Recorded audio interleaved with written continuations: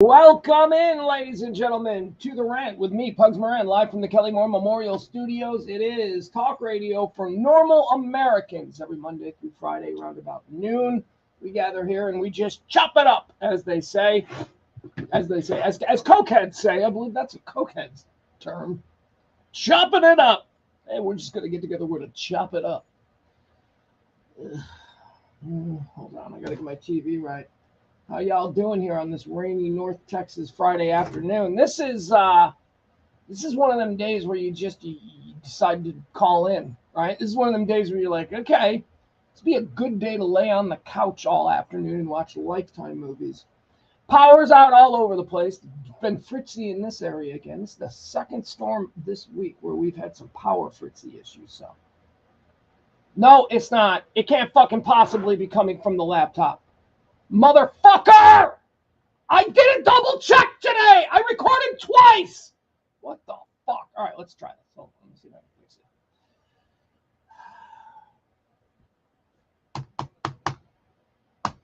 it. Yep, that's a problem. Yeah.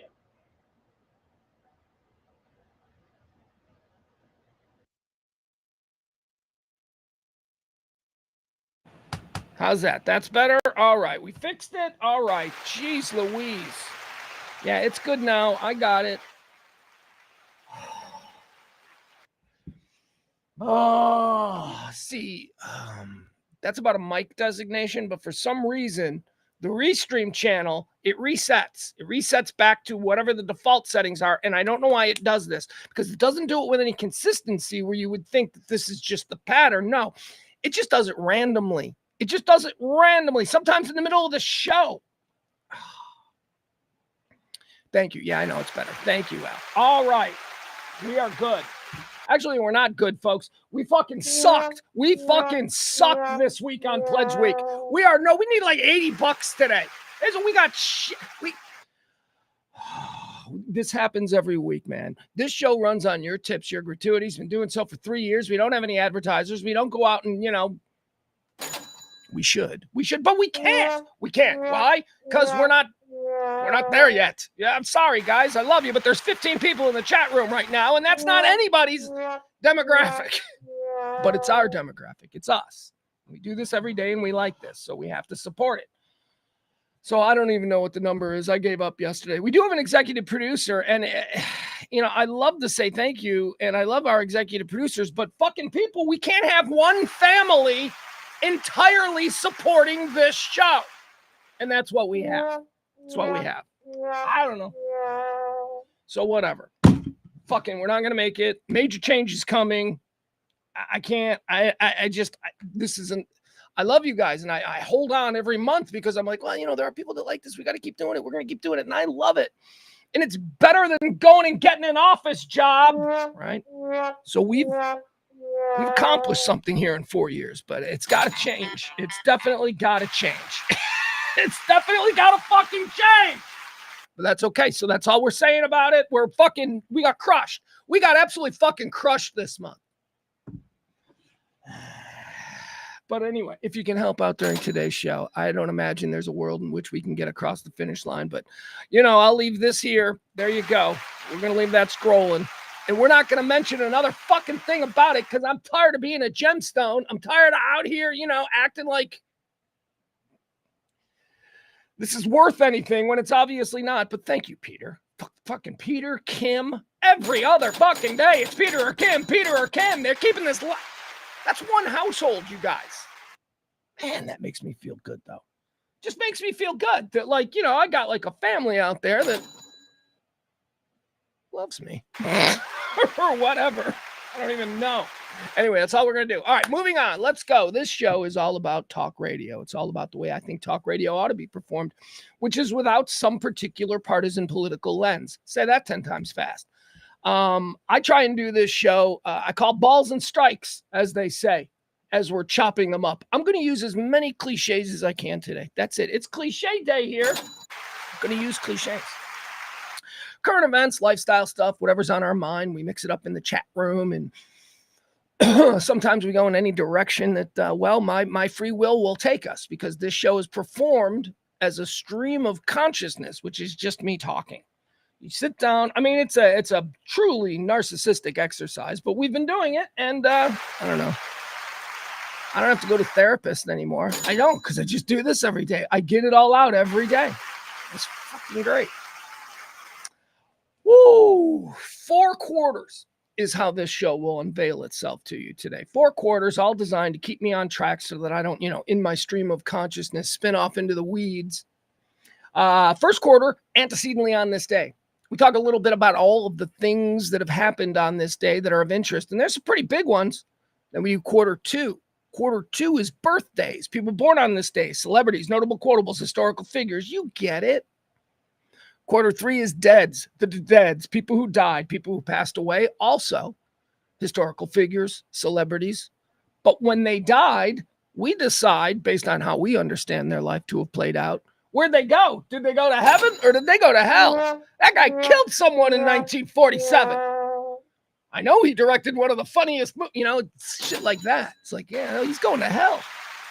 Anyway, quarter 4 is everything else. It's all the current events and all the hot topics and all the fun stuff and, just shit we're talking about. Again, I got to go to my TV here.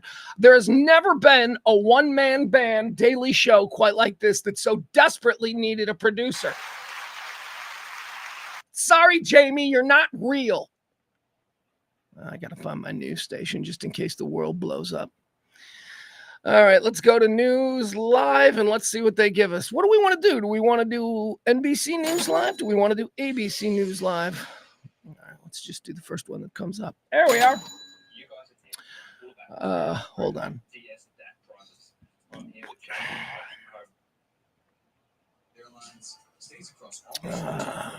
All right, here we go. Oh, my head. See, look, got that big burn hole from the studio light in the American flag because that's supposed to be my mark, but I'm so not a professional that I can't stay on my mark. The mark is my head blocks that out, right? Anyway. So guess what? Small talk segment. That's right. Before we get into the 4 main categories of today's rant, we're going to do a small talk segment. Small talk segment is how we open each and every show. Just a little something that's off the top of my head. You guys, okay, first of all, as you may know, I don't know, maybe you're on the same schedule as me. It's boys weekend, but boys weekend. And let me tell you, we got a super jam-packed boys weekend because my friends, the lovely E family, they're horse people, so they're at the Kentucky Derby. And Ian, his lovely wife, the Mrs. E, they're over there. They're hanging out with Jason Worth and Gronk, all these other people that go to the Kentucky Derby. They're having fun. Don't have a horse in it or anything, but they, their stables are players, or at least the stables they're invested in. So it's that means that the boy, they have a boy, E, of course, of the E gallery. They got a young man. I consider him my little nephew Dominic. So it's going to be me, my son, and Dominic all weekend long. That's right. Couple of young men, both of them. But here's the problem with these two guys. Okay, they're the closest thing to having a first cousin that either one of them have. Okay, it's just, they see each other all the time. They practice snaps. They're on the boat all summer long together. They're jet skiing together. But here's the problem between my son and my best friend's son. There's a 2.5 year age difference. And God, now that's going to mean nothing at 28 and 25 and a half, right? Or 26 and whatever it is, right? It's going to mean nothing then. But it really does mean something when it's a sophomore in high school and someone going into the 8th grade, right? So there's just a little bit of a difference. Oh, so, they're not like the best friends like we had hoped, but they will be. It'll come. So anyway, all weekend it's us. We're going to watch movies. We're going to get pizza probably. I don't know. We're going to do this is what I wanted to talk about. So we're going to do snaps because the other thing about this other young man, who is, like I said, my nephew. He's a center too. My son plays center on his high school football team. He's heading on to the varsity this year, so it's a very stressful time for him. He plays center, and so does Dom. Dom plays center as well. So that's like natural. So they have that, and in video games they have that. But it's just like, my son is a little bit, my son's like really into girls and stuff that, like, a 16-year-old getting his driver's license. And Dom is I don't even want to say his name, but the other young man. He's just a little bit younger. That's all. He'll get there. But right now there's a really big difference. My point is this. I think there's a really major difference between like 13 and 16. There's a huge difference. There really is. Especially in that social group. Like the 16-year-old looks at the 13-year-old and is like, that's just a baby. So anyway, they're both centers. Which brings me to the main point of my small talk segment. So I get a call last night from my son. He's like, Dad, guess what? And he's all excited. I'm like, because spring football has started, right? And this is his first year on the varsity. Now, just for a little context, my son has played center his entire life. He has dedicated himself to the role. He's gotten very good at the role. He's been center on this particular group of kids for 3 consecutive years now. There have been other kids who have come out for center, and they've been fine, but my son always gets the job. And my son has also been a captain on his team for the last 3 years. And for 2 years running now in high school, he has been his team's offensive lineman of the year. So, he's pretty good at it. And he works really hard at it. And he's going to varsity now. But this is going to be the first time in his life where he's probably not going to start, because there are 2 senior centers on this team, on the varsity team that he's coming up to now. And, you don't feel, you give it your best. You go out there. This is why, remember, we learned long snaps, because we're like, dude, you need to have tricks in your bag.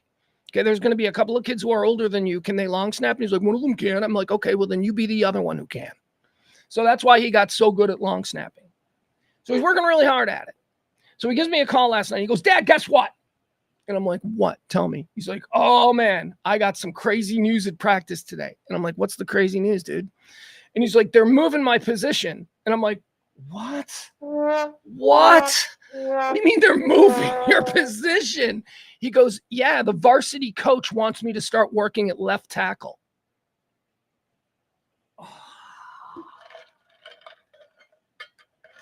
So how do we break this down? How does Dad break this down? First of all, Dad immediately thinks, oh, man, we've been working so hard with all of your different snap varieties, all of your different distances, your long snaps, your extreme long snaps, your field goal placement, all of that. We've been working so hard on that. And now you're moving to left tackle.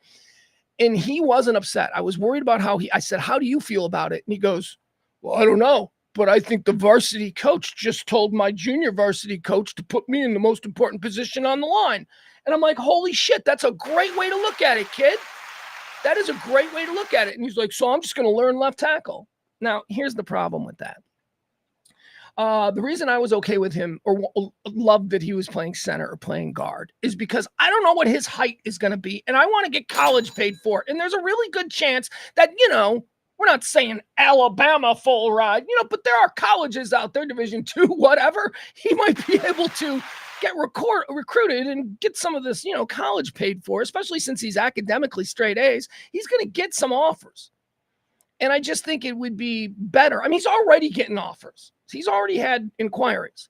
So my thinking is he's probably, I don't know. I'm just looking at the family genetics. He's 15 years old and he's over 6 foot tall, right? He's taller than me now. And I didn't know that he was going to get to 6 feet tall because his mom's not that tall. I'm not that tall. I'm 6 feet, right? But there's not like a lot of super height in our family that I'm aware of. But he's 15 and he's 6 feet already. And I think the coach told him that he thinks he's going to grow at least another inch. Anyway, for the interior center and guard, that's okay. You're going to get some offers to play a 6'1" guard. There are 6'1" and 6 foot guards in the NFL, if that tells you. So we're just worried about college. So that's good for an interior player. Now they're moving him to left tackle. The Chicago Bears just drafted a left tackle who's 6'8". Left tackles, oh man. So as the dad, I'm like I'm proud of him. I'm like, you know what? That's great. That's a big responsibility. That's the most important position on the offensive line. To which he immediately said to me, it's the second most important, Dad. And I'm like, what? He's like, center's the most important position on the offensive line. I'm like, okay, understood.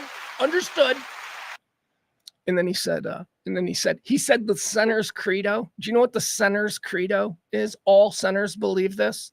The center's credo is the further away you get from the ball, the further away you get from ball. How badass is that?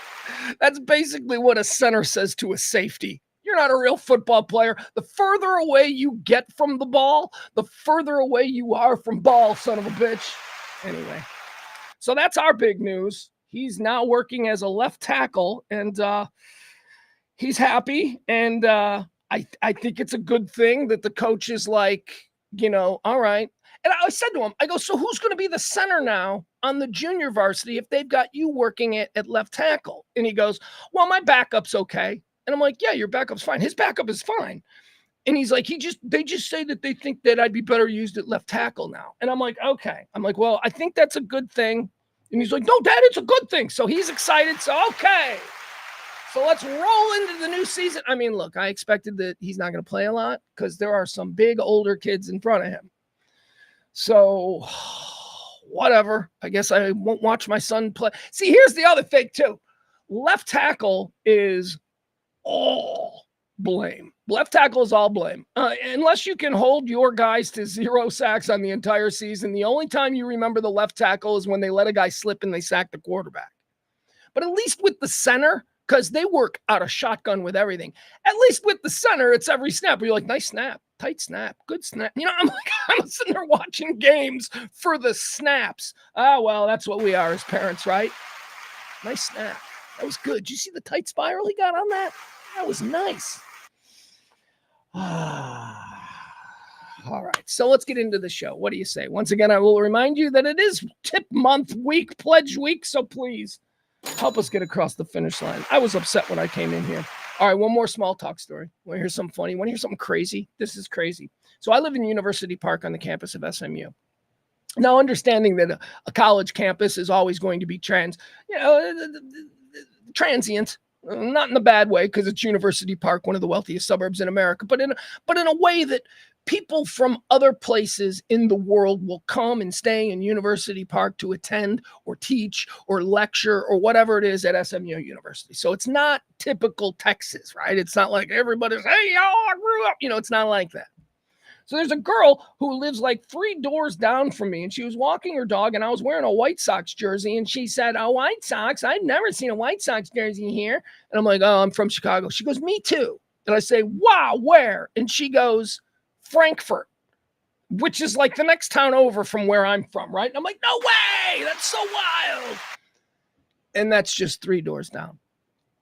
So today I'm at the 7-Eleven, right? And there's a Jeep. There's a new Jeep with an SMU sticker on it. It's got the sticker on the back, and it's got the Illinois plates, right? And my car's parked right next to it with the Illinois plates. And I walk out, and the person it's a girl, the girl whose Jeep it was, she comes around and look at the Jeep, and she looks at my plates, and she goes, you from Illinois too? And I go, yeah, I am. And I looked at her plates. That's how I noticed her. I go, oh, wow. And I go, where are you from? And she goes, I'm from Chicago. And I go, me too. And just as I said, me too, she felt guilty, as many people who are from the Chicago area do when they claim to be from Chicago when they're actually from the suburbs. And she goes, well, I'm actually from a place called Orland Park. And I go, that's where I'm from. What? Represent. My neighborhood is fully represented in the Hillcrest, Granada region of University Park. Isn't that weird? Isn't that weird? The 2 people, now the girl at 7-Eleven, I don't know where she lives, but 3 doors down, I got a girl who comes from the one town over. She went to Lincoln Way High School. I went to Andrew. She's like, no way, you're a Thunderbolt. I'm like, yeah. Isn't that wild? All right, let's get started. It is the Rant. Hi, folks. I am Pugs Moran. We do this each and every day. Let's get started. Nope. Scratch that. Can't get started. I don't have my... Oh, man. You guys hear that? You guys hear that thunder? We got some wicked wild thunder going on here. Hold on. I got to pull up my notes before we get into today's show. A lot of stuff. We got an update on that dude that fell from the Pirates game. Remember the dude at the Pirates game? We got information on that. Yesterday, I gave you my big theory, right? That I thought he had lost a bad bet. Like maybe he had Andrew McCutchen to go hitless, and then Andrew McCutchen hit a double, and then he jumped over because as soon as Andrew McCutcheon doubled, that dude went sailing over the railing, and I just kind of thought, this is what gambling's doing. This dude just got a bad beat on that double, and he couldn't take it, and in the moment he jumped over. That was my theory. Hold on. Sorry. Don't worry. Any minute now, my Google Drive is going to download my notes so that we can get started on the show. In the meantime, while we're doing that, we do have a surprise guest in studio. That's right. We've got a surprise guest today. Here, let's say hi to my co-host. Look at it. It's CeeLo the dog, everybody. CeeLo. Hey, baby. What is she, dead? What is she, dead? She's blending in with the carpet, isn't she? CeeLo.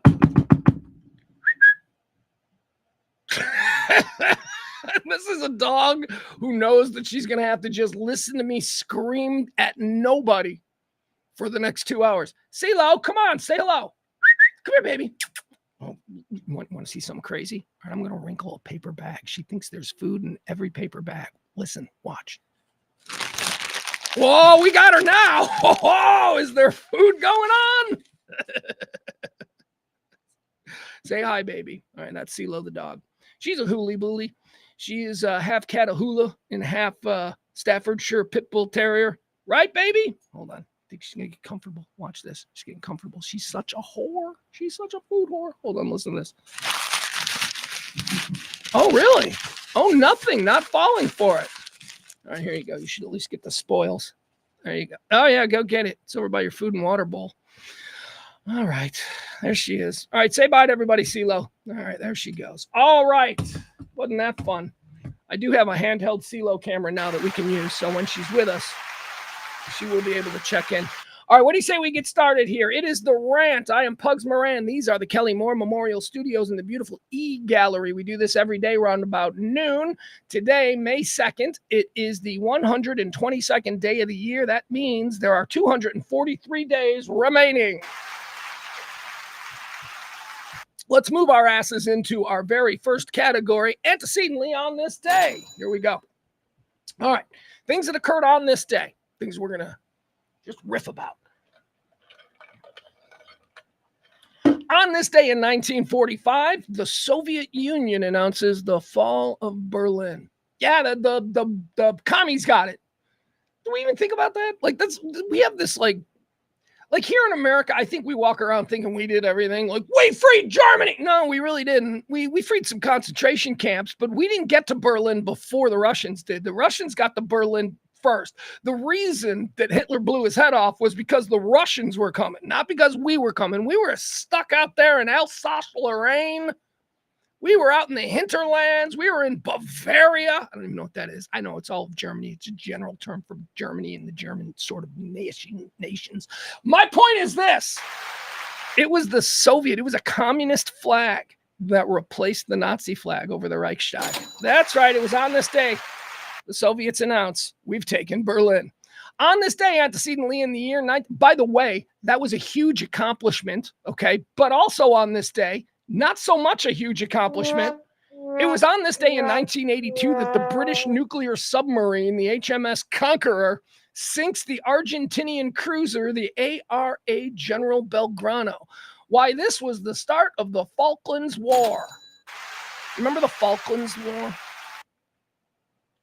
It had seemed like, it is weird to think, because when I think of like growing up, when I think of growing up in the late 70s through the 80s into the early 90s, right? When I think of growing up, we really have a war, right? I started to become conscious of the world after Vietnam, right? So Vietnam was going on. We were in peacetime. It was the Cold War. The Cold War was my war. It was this, when the hot war, we weren't firing at each other, but we had an enemy and we knew they were, but we weren't committing troops and there was no blood. No bodies were coming home in bags. So, but then there were like these tiny things that seemed to just pop up and seemed to occur for no reason other than to satiate our bloodlust for some kind of a war. The Brits did it. The Brits got their people their pound of flesh when they started a fight with Argentina over the Falkland Islands, which was stupid. We did it a couple of times. We got people all excited about the American military by invading Grenada. We're taking Grenada down. then shit got real. Then we had the full-on Desert Storm of 92 that led to the Iraqi War, the Afghani War. Oh yeah, that's one thing we can't say. Since about 1992, we seem to have been in a continual state of some kind of armed conflict. By the way, speaking of which, got into a new show on Netflix. It's one of these docu-series, but this one's about the Vietnam War. And the Vietnam War, for me, in documentaries about the Vietnam War, I until last night, I would have put them in the category with, I don't watch things about the Holocaust. I don't watch things about slavery. I don't watch things about, I just, those are two incredibly grotesque examples of how humanity is garbage. And I've had those points driven home throughout the years. Like, I feel like I know everything I need to know about the Holocaust. Sorry, but I don't need to see Schindler's List. I feel like I know everything I need to know about slavery and how they were treated. And, I don't need to see Amistad or 12 Years a Slave. I don't. So until last night, I would have said Vietnam is like that too. I don't need any more Vietnam stuff. I'm full up, but Netflix has this. It's a really good documentary. I just started watching. I think I just started watching because I randomly just hit play because I needed some music or some sound in the background. I was doing laundry last night. And as I'm doing laundry, this is on in the background. And all of a sudden I'm like, hey, that's interesting. I didn't know that. Wow, Robert McNamara was a real asshole. I didn't. So if you're looking for something, if you're a guy and you're into dad porn, this new Vietnam series on Netflix, it's definitely dad porn. All right, enjoy. Falklands War started on this day in 82. On this day in 86, the city of Chernobyl is evacuated. 6 days after the disaster, a full week. They let these people sit in that shit for a week until the rest of the world went, Soviet Union, we know something happened. And they went, all right, you got us. And then they let all of those people who had probably already been steeping in cancer air for it's cancer air. Yeah, that's what we should call it. Cancer air. Radiation, I guess, is probably what smart people would call it. They've been steeping in radiation for a week. All right, 1986, Chernobyl disaster. 2000, Bill Clinton announces this was a big deal. I know we're supposed to hate, right? This is the programming. Clinton! You hear that name, you're like, ah! Or whatever. Who are the names that are like that? Clinton, ah! Trump, ah! Pelosi, ah! Who else we got? Ted Cruz, ah! There's just these guys that the mass of America just, they have these unreasonable hatreds for. Clinton's one of them. His wife is more of one. His wife is even hated more than him, which, misogyny going strong in America. Anyway, it was on this day that Clinton did something great. Probably had nothing to do with him, but he's the guy that gets to stand up and go, I did this. It was on this day in 2000 that access to accurate GPS becomes unrestricted and can be used by the general public. Before this day in 2000, the only people who had, navigation, the only people who had it were United States military. And it was on this day in 2000 that Clinton signed the bill that said, you know what? No, everybody should have this. And then we had MapQuest. And now we don't ever have to ask for, he didn't have anything to do with it. So I'm just saying he was president. It was on this day it happened. But think about this innovation and how it has changed our lives. We don't need to ask people for directions anymore. We don't need to remember opening maps and how fucked up they were folded. And it was always just, this sucks. No, man, GPS, for all the problems that GPS gives us, not giving enough lead time before they want you to make the right turn, or there being two right turns right next to each other in your navigation, not really being great about telling you which right turn, the first one or the second one. There are things that drive us nuts about navigation. But man, I don't want to go back to maps. I like it way better. Don't get me wrong. On this day in 2000, navigation became available to the general public. On this day in 2001, USA. Remember Obama? Remember Obama? It was like, I think it was a Sunday night, wasn't it? It was like a Sunday night. And they're like, we interrupt this program to bring you from the Oval Office, not from the Oval Office, from the White House. From the White House, President Barack Obama. And then like, it was like a long camera shot and he was like at the back of the hallway and he's ripping a nail and he just fucking throws it against the wall and he fucking saunters up like Cat Williams and he goes, we got him. Boom! USA! USA! What did I just describe there? We got Osama bin Laden on this day. It was on this day in 2011, the suspected mastermind behind the September 11th attacks and the FBI's most wanted man is killed by the United States. USA!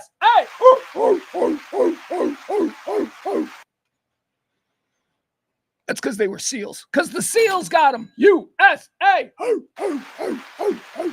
Aren't SEALs awesome? CeeLo looks like a seal. She looks like a seal. I'm sure a lot of dogs look like seals. Well, isn't that why they call seals sea dogs? All right, moving on. Stream of consciousness. All right, let's go to quarter two. We're going to talk about birthdays. These are people having birthdays on this day. Do we like them? Do we want them to have a nice birthday, or should they just go kick some rocks? Here we go. First and foremost, the much maligned. This lady was a baller, man. This lady did some shit. She made a lot of enemies. When you do some shit, when you change the entire attitude of a country because you're the top dog for so long, you become important. And she absolutely did not die while having sex with a horse. Catherine the Great. Catherine the Great was born on this day in 1729. She did not die banging a horse. She died of a stroke while writing to her brother, the King of Germany. That's what she was doing. But the French are crazy. The French are Satan. We are funny French. They're not, but they think they are. So they've been doing satire magazines like The Onion forever. Remember the Charlie Hebdo attack from a couple of years ago where we all in America are like, what's Charlie Hebdo? But everybody over there is like, they just attacked Time magazine. That's like their big satire. They've got a long, grand tradition of satire journalism. Everybody knows it's a joke. So when Catherine the Great died, the Russian Empire's main rival was the French Empire. And the French Empire put out a whole bunch of news reports about how she died screwing a horse. And now everyone believes it because that's way more fun than to think that the old lady just had a stroke while writing a letter to her brother who was King of Germany. There you go. Catherine the Great, born on this day in 1729. Born on this day in 1936, Engelbert Humperdinck. That's a crazy name, right? You know what's funny? I can vividly recall, you know how we just have these little snippets of memories from when we're little? And we don't really know the full context of it, but we might vividly recall where we were and what was said. And it might only be like a 10-second interaction, but we'll always remember it. I remember riding with my grandpa and a song came on the radio and the disc jockey or whoever it was said it was Engelbert Humperdinck. And I laughed at that name. And my grandpa turned to me and he said, can you believe that's probably his real name? That is, why wouldn't he change that name? And I remember me and my grandpa started riffing on what his new name should be. And that's just a memory. That's just a memory I have. But here's the thing. Engelbert Humperdinck ain't his real name. He changed it. His real name is like Arnold Dorsey or something. He changed it to Engelbert Humperdinck, but it gets even weirder. He's not the only Engelbert Humperdinck. There is another famous Engelbert Humperdinck from like the 1850s in England, and that's who he took the name from. That's a weird thing. Engelbert Humperdinck is the weirdest name of a pop star in history, and it wasn't the real name of the pop star who chose it, and it wasn't even an original name. Engelbert Humperdinck, born on this day in the year 1936. All right, now we're going to do something that I like to do, and it's going to involve some music, and that means that the show is, probably not going to be monetized, but that's okay. These shows don't get monetized anyway. That's why we ask you people to help this show. So here we go. Born on this day. We're gonna go into this dude, okay?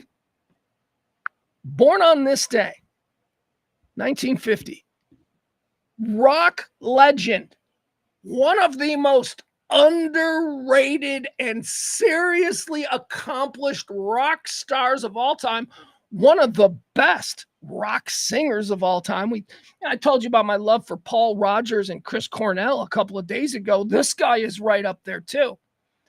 This is the voice of the 1980s arena rock, love ballad, whatever you want to call it.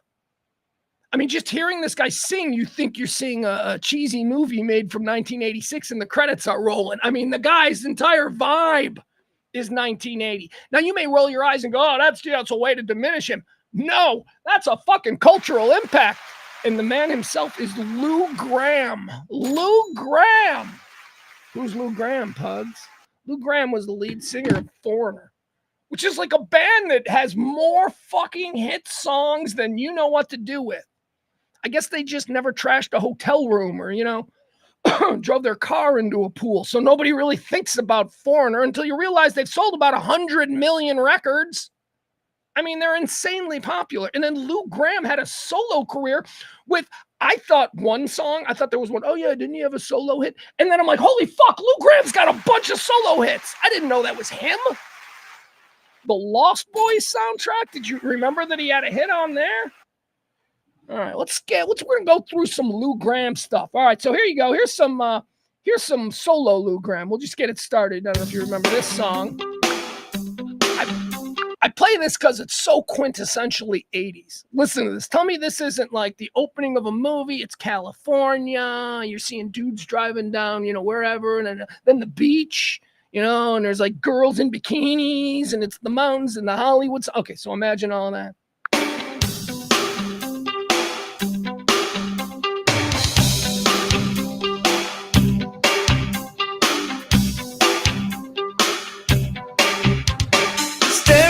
Each other with accusing eyes, keep our voices low and don't act surprised. All right, this is one of his lesser hits. Trust me, I'm going to play some bangers, but I'm playing this just to show you that even without Foreigner, this guy had songs that you remember. Let it get to the chorus.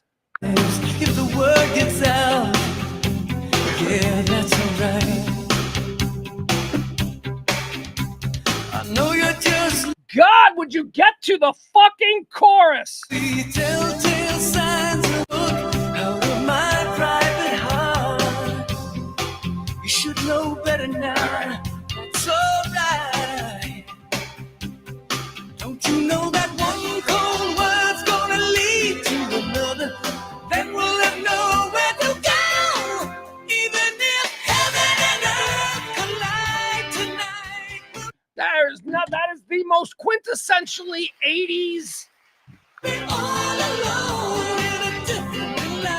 All right, it's Lou Gramm's birthday, but now we're gonna scan through some stuff just so you know, like he's a legit Rock and Roll Hall of Fame. He's in the Rock and Roll Hall of Fame. He's in the Rock and Roll Songwriters Hall of Fame. He's in everything. And we're just like, oh yeah, that guy's probably playing county fairs. No, that dude's like super wealthy. He does what the fuck he wants.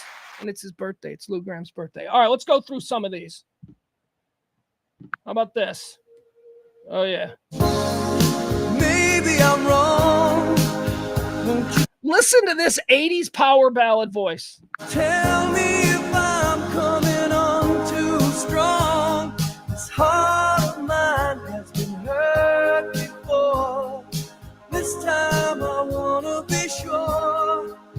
I've been waiting for a girl like you to come in. I mean, come on, man. All right, how about... Come on, Lou Gramm. Let me hear them pipes. You're as cold as ice. Yeah. Probably Foreigner's biggest hit. Do you know the Foreigner's an interesting band? They were the first band since the Beatles to have their first 8 singles go to the top 20 of the Billboard charts. No band other than the Beatles had ever had their first 8 releases go to the top 20. But I think this might be their only number one. They've got like a crap ton of songs that just stalled out at like number 2, like never got, but I think this is their only number one.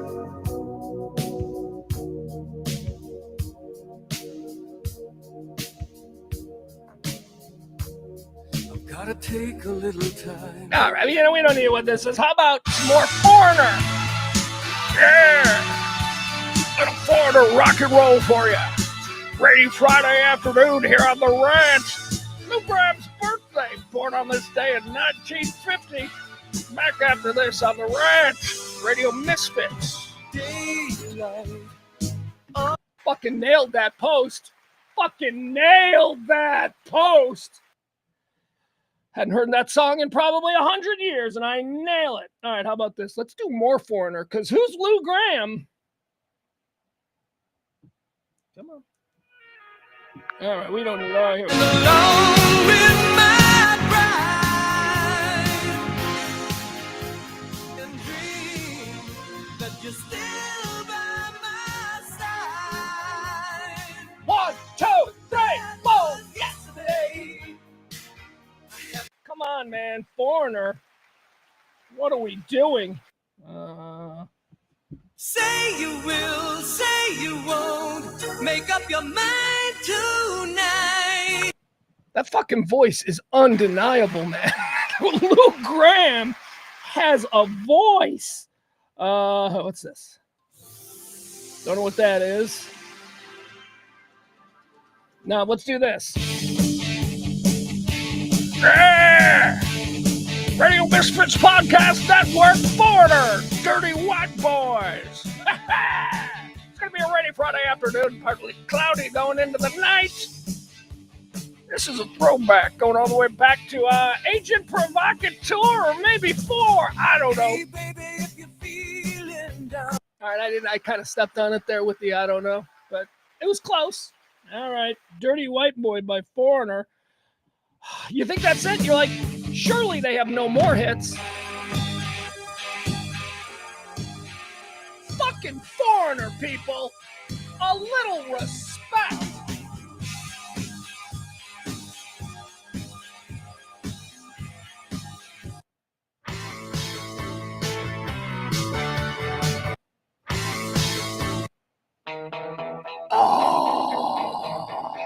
Yeah, now this one I know is off Foreigner 4. Biggest album to date. I think this is the 3rd track following Jukebox Hero and I don't know, I forget. Anyway, hey, Dallas Stars is still playing hockey. I'm running out of things to say. It's the Radio Misfits Podcast Network. I'm not shy. Fucking nailing these. That's a game my son and I used to play. My son, well, we still do on long car rides. We play the Can You Hit the Post game, and we just scroll through Spotify and random songs. We have to try and hit the post. All right, let's see. What else do we have? You think we're done? You think we're done with Foreigner songs? And on Lou Graham's birthday?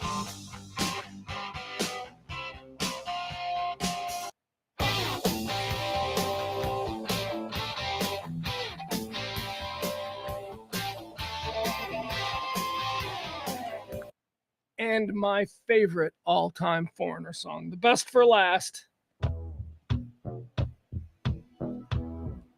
Jukebox Hero. Standing in the rain in a heavy downpour. Standing in the rain. Head hung low. With his head hung Oh, I blew it. Oh, Jukebox Hero. All right. Don't be dismissed. My point is this, folks. We have no reason to be dismissing Lou Graham out of hand. Today is his birthday, and he has contributed far more to American popular culture than you or I have. So happy birthday, Lou Graham, born on this day in 1950. Born on this day in 1972, Dwayne "The Rock" Johnson. Can't wait to see him playing Mark Kerr. Mark Kerr, MMA pioneer. Mark Kerr, very sad story, Mark Kerr. This is going to be a real dramatic film. The Smashing Machine documentary, the story of Mark Kerr, has been turned into a dramatic scripted film starring Dwayne "The Rock" Johnson as Mark Kerr. And I can't imagine better casting. So let's go. Happy birthday, Rock. Sorry, he wants to be Dwayne Johnson now, and I understand that. As somebody who's a grown man who goes by Pugs. Here we go. On this day in 1975, bend it like David Beckham. Happy birthday. Happy birthday, Bex. Met him, didn't know who he was. Everybody else knew who he was. I didn't know who he was, and I think that's why he talked to me. We were at my first honeymoon was over Christmas, and we went to Ireland, and we were staying at a fancy hotel in downtown Ireland. And what we didn't know, because we were not from there, is that on Christmas the entire country shuts down. Like the entire country shuts down. So the hotel just kind of closed ranks, and the hotel was like, "Nah, nobody's going out. Nothing's open anywhere. There are no pubs, so we're just going to throw a big hotel party." Excuse me. Now, it was one of the nicer hotels. It was kind of a boutique hotel, and this was the weekend that Spice World, the Spice Girls movie, was opening in London, and it was crazy. So David Beckham and his girlfriend, the Spice Girl, they decided to escape to Ireland to get away from all of like the crazy London Spice Girl premiere stuff. They were staying at our hotel, and we were at this bar, and I became friends with one of the other celebrities that was there. There are a whole bunch of celebrities. A lot of them I don't know because I don't watch Irish TV, but there were people like that there. But I started talking to Kevin Lanier. Lanier? Was it Lanier? Kevin, look it up. You guys can look it up. Kevin Lanier is in the band, the Mighty Mighty Boss Tones. He was also staying at the hotel. And we started talking because we were the only two Americans. Everybody else at the bar has got an accent. And then I realized that the black guy at the end of the bar does it. And so he comes over and we start talking. And he says, I'm a musician. And I'm like, oh, really? I work in radio. And he's like, oh, yeah, I'm in a band. And I'm like, I've never, what band? And he goes, Mighty Mighty Boss Tones. And I'm like, oh, my God, I work at Q101. And he's like, oh, my God, I think we met. And we did. Because they were a guest on our morning show. I just didn't remember. So that's how me and him became friends. But then David Beckham was also there at the bar. And you have to realize this was 1997. So I was an American. I didn't know who he was. Now, Posh Spice was not. Apparently, Posh Spice never left the penthouse honeymoon suite or whatever, wherever they were staying. But David Beckham was in the bar with like 60 other people who were all residents and staying at the hotel. And he was sitting there. We started talking to him. I didn't know who he was, but he turned out to be a fan of the Mighty Mighty Boss Tones. So all of a sudden, David Beckham and Kevin are talking, and I'm in the middle. And I'm like, apparently this guy's somebody. Years go by, and I moved to Dallas, and I become friends with this guy, Aaron. And I tell him this. Yeah, Aaron's a big soccer player. And I go, yeah, I met a soccer player once. And I tell him this story. He's like, you realize you like met the Michael Jordan of soccer? And I'm like, no. But it would explain why everybody else in the bar was acting like he was super important. Happy birthday, Bex. Don't remember a goddamn thing about that conversation. Got to be honest. Me and my wife at the time were pretty drunk. What were we going to do? It was our honeymoon. It was Christmas. Everything's closed. We're in Ireland. We've been drinking since like, I don't know. When did breakfast end? 10? We probably started drinking at 10:15. It's now 4:45 on Christmas Day. It was nice. It was a good time. It was a good memory. David Beckham. I bet you David Beckham would remember me. I mean, because isn't that like just one of those moments? Like, don't you think that might be a moment in David Beckham's life where he will recall the weekend that Spice World opened and he and his at the time girlfriend had to leave and go stay on Christmas in Ireland? I bet you he remembers that. And I'd be like, you remember sitting at the bar down there and you met the guy from the Mighty Mighty Boss Tones and a fat American? Hi, I'm the fat American. Remember me? And he'd be like, oh yeah, right, man. Probably. I don't know. I don't pretend to have the relationship with David Beckham that I have with Kim Kardashian. That's a whole different thing. Born on this day in 1975, Bex. Born on this day in 1978, Kumail Nanjiani. Jackie Robinson of indie Paco actors and celebrities. I used to say this on the old Pugs and Kelly show all the time because one of my favorite people that I think is just immensely talented is Paul Varghese. And he's a comedian and based here in Dallas, but you can see him all over the country. He's very successful, as one of those real pro touring comedians, right? He doesn't have a sitcom, but, we used to say to Paul in studio, I'd be like, Paul, Jackie Robinson of your race. I go, I couldn't name, and we used to joke, he's like the most famous Indian actor is Peter Sellers. Right? Because Peter Sellers played an Indian in a movie once, and he's not Indian. Hapu, right? There was a time in this country, not too long ago, where you did not see any people from that part of the world on American television other than in really disposable background roles. And I say, Paul, you could be the Jackie Robinson of that. But unfortunately, our birthday boy turned out to be the Jackie Robinson of that. Kumail Nanjiani. So famous, I can pronounce his name properly, I think. I don't know. Anyway, I like him. He's very funny. He's very funny. And he also, apparently, he's a dramatic actor, too. Yeah, Lovesick. Wasn't that his movie? That was such a good movie. Moving on, born on this day in 78. Kumail Nanjiani, the Jackie Robinson of Indian or Pakistani actors. And I know, you shouldn't merge them because they hate each other, but still. Born on this day in 1980. Not a Nepo baby, like an oligarch baby. Born on this day in 1980. We all loved her in The Office. Ellie Kemper.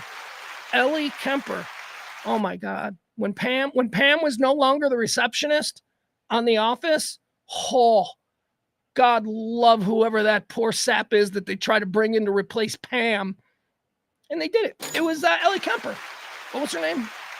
Forgot her name. She's adorable. She's adorable. She's sweet. Right? You couldn't be mean to her. Everybody likes her. Ellie Kemper. She's very funny. She also, if you're from St. Louis, or maybe if you've just ever watched professional sports, you've heard of the Kemper Arena. Yeah, that's her family. That's where she comes from. She's a billionaire. Ellie Kemper. That's what I mean. All of these people who are famous, they're either Nepo babies who got their jobs because, their mom used to date the director back in the 80s or whatever. They're all Nepo babies because of shit like that. Or their parents are super wealthy and their kid's like, I want to go be in Lily's not. And they go out to Hollywood and the parents give them like, $20,000 a month to live on. They're not bussing tables. They're going to every audition, unlike, regular folk who want to go out there. They got to miss auditions because, you got to pick up a shift at the Denny's or wherever the fuck it is that they're working to pay their rent. Not people like Ellie Kemper. Now, that whole metric has to be readjusted once they have a sustained career. And guess what I say about Ellie Kemper? You deserve it because you're good, because she's good. All right, worked out. Born on this day in 1980. Born on this day in 1987, one of the people in new media and digital and as a personality, somebody that I respect. Oh, God. I have such respect for this person. But primarily my respect for this person is because you can totally see his heart. You can totally see his soul. He wears it on his sleeve. He's not mean. He's not cruel. He's not vindictive. He's funny and he's shocking. And sometimes he pushes the line with what civilized society might consider to be appropriate or not, but he's not mean. He's not a dick. Like, say what you will about classic shock jocks. A lot of them were mean. A lot of them were just, man, I'm going to be mean. And the joke for the audience was, I can't believe he's being this mean. That always angered me. That was always something I didn't like. Howard Stern early in his career was often mean, but I'll tell you, by the time we all ended up hearing about him, when he was nationally seen, he wasn't mean in that way. At least not in a, there was a guy in Chicago named Mancow. Here in Dallas, you had Russ Martin. These people were cruel. They were cruel individuals who created entertainment from just beating the shit out of somebody for no fucking reason, right? Okay, so that is not who this person is. Although this person is sort of carrying the torch of shock jock just in the sports world. Born on this day in 1980, the unstoppable Pat McAfee. Pat McAfee, the unstoppable. Yeah, getting his way. Getting that fucking punter's way. I love him. I also know somebody who knows him. And all of my suspicions about him have been confirmed. He's a dude. He's a good dude to be a friend with. He's a good dude to be in your hang group. Or what am I kidding? To be in his hang group, because I'm pretty sure that he gets to, make the decisions. Happy birthday there, Pat McAfee. All right, there you go. Let's do heaven or hell. Heaven or hell. These people, they died on this day. Let's decide where they went. I just want to say that this is a powerful dead list today. I mean, just from the very beginning, the first name I'm going to mention here, I mean, there is an argument that can be had that he is the most significant human being in the history of the world, not named Jesus Christ. Dead on this day in 1519, Leonardo da Vinci. Da Vinci died on this day. He's going to heaven. He's got to go to heaven. I don't give a fuck. He's going to heaven. What this dude did, the influence, the impact, he's still Da Vinci, dead on this day in 1519. Do you know that I was like 30? I was like, no, you know what? That's giving myself too much credit. I was much older than that. When I first realized that Leonardo da Vinci wasn't just exclusively a painter. I thought thought he was a painter. I thought he was like with Michelangelo, and he was. But he was so much more than that. I'm like, what? He invented the helicopter? Wait, he invented the helicopter in 1510? What? Let's see here. How old was he? How old was Da Vinci when he died? What do you think? Let's see. Oh, look at that, man. All right. He was doing something right. Good Lord. Da Vinci died on this day in 1519. He was 67 years old. Now, that is out kicking your coverage for the 16th century? That is way out kicking your coverage. Those people were dying at like 40. You were like an old man at 40. Leonardo da Vinci, 67. Dead on this day. Put him right in heaven. Dead on this day in 1957. Put him right in hell. Joe McCarthy. Joe McCarthy, the anti-communist hunter who was a lunatic. He ended up being institutionalized. But before that, he was an American captain, a lawyer, a judge, and a politician. He basically invented the blacklist and the Hollywood scandal and all of that stuff and making shit up. He went nuts. And they put him in an asylum. Joe McCarthy, he went to hell. He was a bad guy. Dead on this day in 1972. Here's another one. I mean, I'm putting him in hell. I'm putting him in hell just because there's been too much shit about this guy. J. Edgar Hoover, America's first director of the Federal Bureau of Investigation. Any corruption, any issues that you think that the FBI have, I promise you, they are holdovers from the dictatorial reign of one J. Edgar Hoover. You think the FBI is bad now? Check it out in 1953. Holy fuck. All right, I do not. I want to go on record. I do not think the FBI is bad. So just moving on. And of course, dead on this day, when I told you these were some big names, we had Leonardo DiCaprio. We had Leonardo da Vinci dead on this day in 1519. Joe McCarthy, Tail Gunner Joe, dead on this day in 1957. He went to hell. We got J. Edgar Hoover. Slow down, Pugs. We got J. Edgar Hoover, dead on this day in 1972. We put him in hell. Dead on this day in 2011. We already mentioned him. Osama bin Laden. Nope, hell. He goes that. All right. Don't even got to think about that. All right, folks, that's going to do it. That is basically the first 3 quarters of today's show. Now we're going to move on to all the other things that people are talking about, the hot topics, whatever it is that's happening. I also would like to thank one more time our executive producer of today's show, Peter. Also want to throw a shout out to Barney. Barney also dropped a tip yesterday. Thank you, Barnes. You're my guy. Appreciate that. I really do. Peter is our executive producer, hot on the heels of his wife being executive producer yesterday, hot on the heels of him being the executive producer the day before. It's got to be said. It's got to be pointed out. It's got to be pointed out. All right. Thank you, Peter. You're the best. If you want to help out this show, please drop a little something. No, that's not it. At some point, I'm going to have to fix all of this stuff. There you go. What's going on with the dog? Where'd the dog go? Oh, shit. Where did the dog go? Oh, hi, baby. Yeah, I see her. She's all the way in the other room. She's in the other studio room. She's laying on a futon. That is her dog bed. Good for her. Let's see. We got Adam in the chat room. Adam's talking some shit. Apparently, I did something about Hitler. Hold on. Let me see what Adam's accusing me of now. Let's see. Would you please go out? Says, you made a case for Hitler not going to hell yesterday, so why not do Osama today?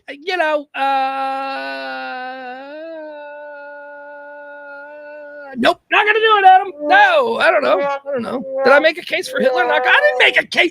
There's no way I made a case for Hitler not going to hell. What I said was I made a case that Hitler is not actually the worst of all of those tyrannical dictator types. I think that's the case I made. They all go to hell, Adam. Don't you be twisting my words. I said I thought Stalin probably killed more people, Pol Pot. There were a number of people. Khmer Rouge, man, that's a really scary organization. You look at what they did, and it's like, then compare it to Hitler, and you're like, okay, but we just don't talk about that because that happened over in Cambodia, in Laos, in ugh. All right, what's April doing? Now April and I think, are the only two people that are, at least in the chat room, who are interested in the Karen Reed trial. April says, a little late here, cheating on Pug stream with the Karen Reed trial. Yeah, I'm going to get all caught up on that this weekend. Karen Reed is the Karen Reed is the I don't know, I'm kind of attracted to her, I got to be honest, because I watched the whole Karen Reed trial docu-series, and I'm like, I kind of like Karen. Here's what I think happened with Karen Reed. Karen Reed was dating a cop in Boston, and they all got these Boston accents. Seriously, I know I'm from Chicago, and I know Chicago's got a pretty rotten accent, but I don't think the Chicago accent is worse than the Boston. The Boston. Anyway, the Boston accent's terrible. Karen Reed was dating a Boston cop. She's like she's got money. She got money. She's like single. She's like, what, 40? I don't know. Something like that. Single, 40. She's got money. She's like a former stockbroker. She lives alone in this beautiful house. She's dating a cop. Cop's a cop. Cop's like, I party with my friends, and all my friends are cops. And, so they're partying one night. They're out at a bar, and all the cops' friends are there. And I like to make this point because I don't think enough people really consider what's going on here. Karen Reed was at this bar partying with her boyfriend, the cop, and all of his friends and their wives and girlfriends. Okay, so it's not like, so she's already feeling a little bit weird. The party in the bar ends. How many times have you been through this? Think about it. I don't know. I've been through this a million times. Party in the bar ends. Closing time, folks. You don't have to go home, but you can't stay here. You get that whole thing. And then people start getting their coats, and the music is on, and you got guys doing credit cards, hey, how much should I tip? Shit like that's going on. And then somebody goes, hey, let's keep the party going. Let's go over to my place. We've all been there. And of course, Cop is like, fuck yeah, man. Yeah, I'm going to take you down. You still got the new Madden? He's like, this Cop to his friends. Meanwhile, the girlfriend's like, what the fuck? Can we just go home? I've been a good sport all night, man. I've been here hanging out with. Now, it does need to be noted that she was having like some kind of flirtatious hookup with one of his friends who was also there. So that's an interesting little tidbit to the whole story, but I don't feel it's germane to actually what's going on and what will happen. So they end up going over to one of this cop's houses, and he's having a party. He was like, come on. Actually, no. Here was the deal. And I thought this was kind of cool because this seems like something I could find myself involved in. The cop whose house they were now going to, the cop who, when the bar was closing, was like, hey, let's all go to my house. There was a party going on at his house. He wasn't there because it was his college-age kid. So his college-age kid got a keg and all that stuff. So the parents get out of the house for the night. And they're like, we're going down to the bar. And all the friends come there. So now the bar is closed. And then he's like, well, there's a party going on at my house. Let's go crash my kid's party. It's that kind of vibe. Karen Reed wanted nothing to do with that shit. So I imagine they just fought the whole way. Karen Reed is driving. I would point out, what kind of a fucking man is that? You're a cop and you're letting your woman drive? Come on. No, not for misogynistic reasons. I'm talking about they've been drinking all night. She's not a cop. Put the cop behind the wheel. Make the cop drive drunk or whatever. I don't know. They said he was drunk. They said they were all drunk. They've been drinking. Look, nobody sober when the bar closes says, let's keep it going. No. A sober person at closing time is like, all right, I'm probably going to get a pretty good night's sleep. I'm fine. So they go over to this cop's house. They crash the kid's party. And the whole way over, I have to imagine Karen Reed and her cop boyfriend are bickering back and forth. She's like, this fucking sucks. You do this every time. I told you I didn't want to go to a second party, that we were just going to go out for a few drinks. And then he's probably like, why are you being such a bitch? Why are you being such, what?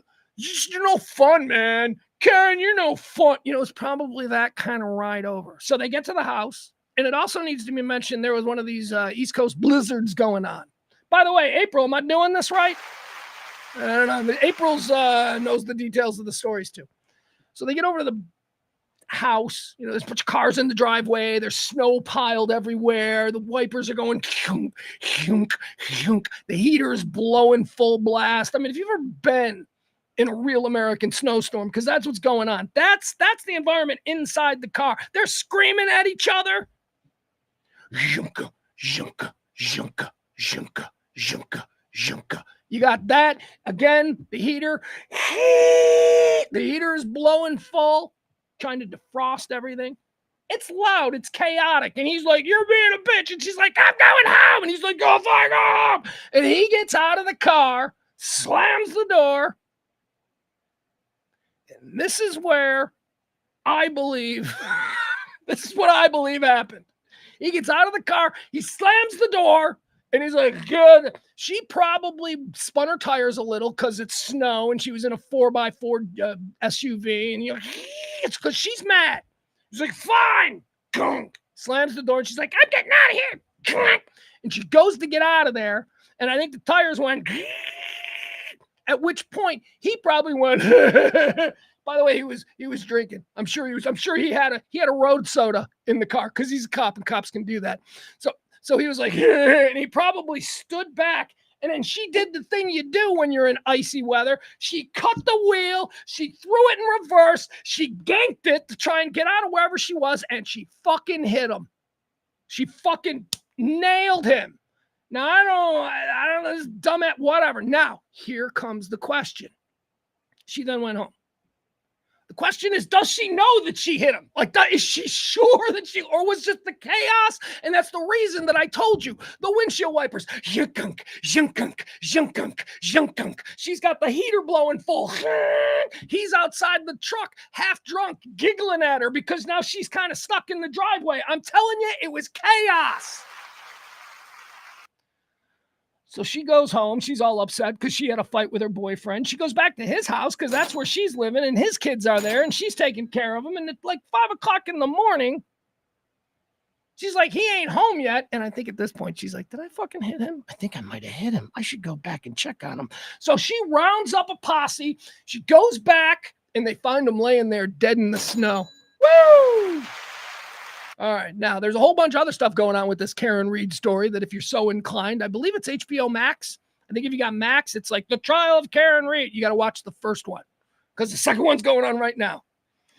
So anyway, it turns out that like the cops that were having the party were all crooked and there's all these like examples of them being crooked. And there is some weird ass coincidences. Like one of the women who were inside the house at the party where this guy died. By the way, the party says he never made it in. The party's like, he never showed up. They learned that he was dead on the front yard when the police showed up in the ambulance. It's like, what happened though? He's dead. Karen Reed's defense is saying, we didn't kill him.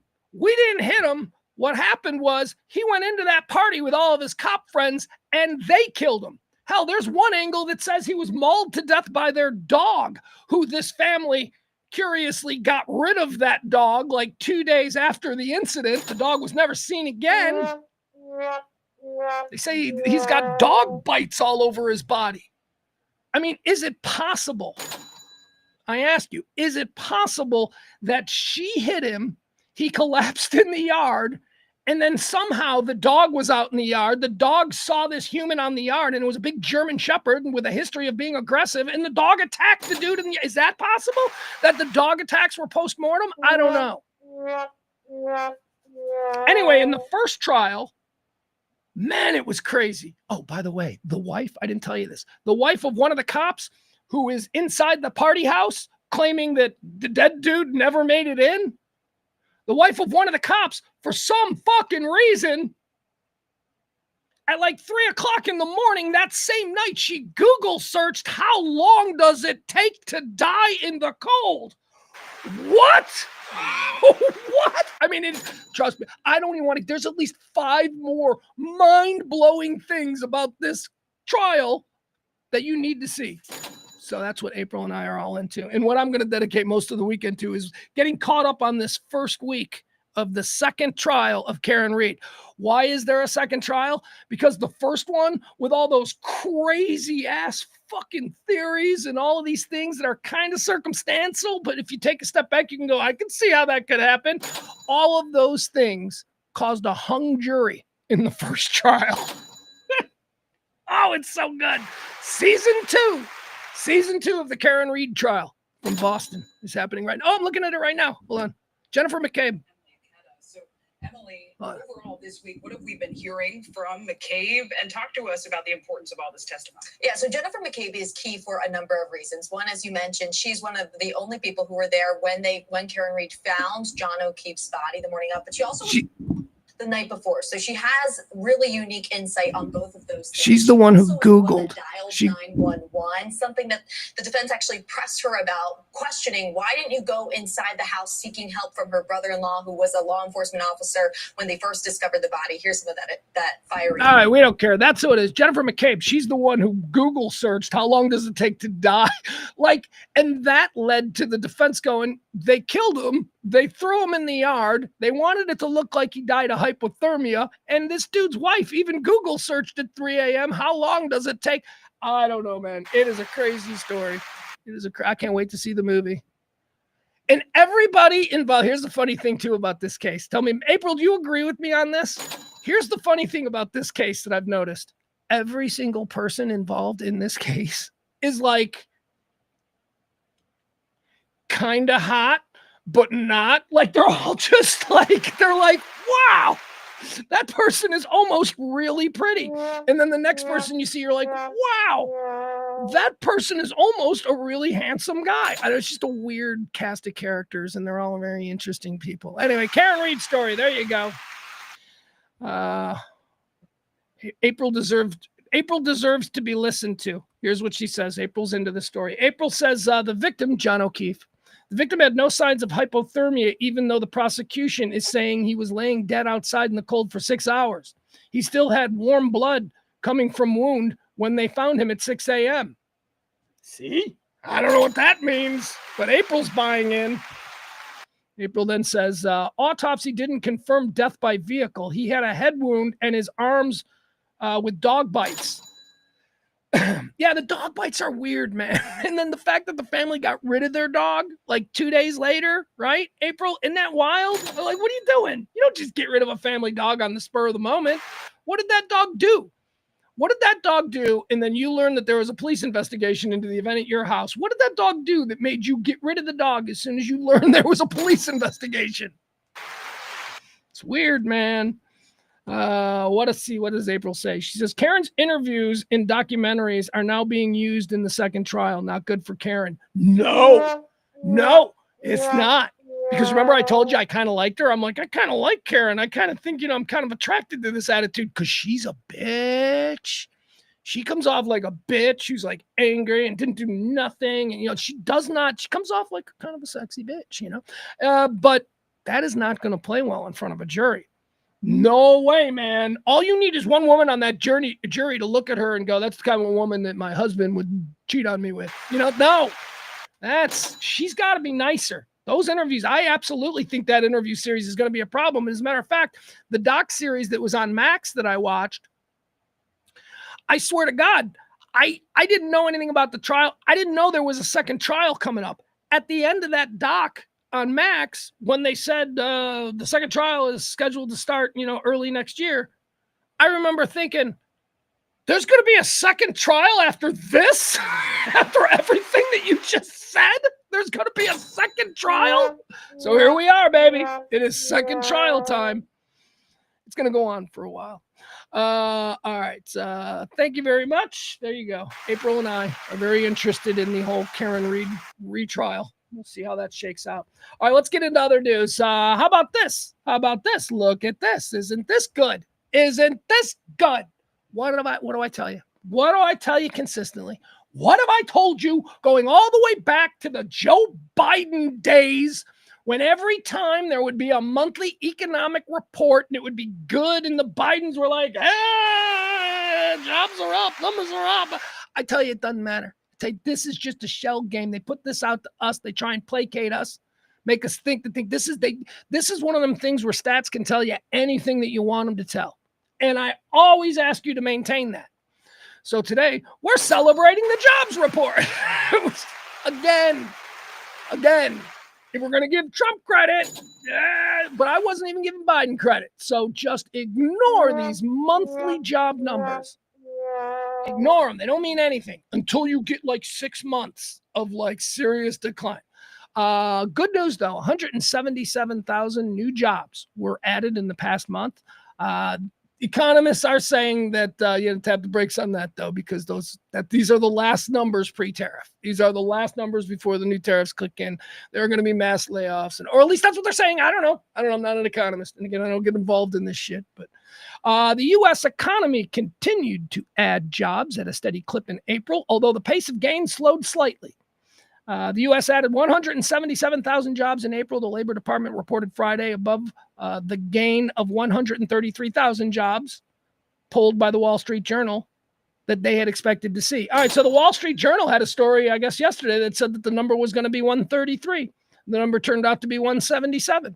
I think Trump probably asked somebody to change that number. And I think that's how it works.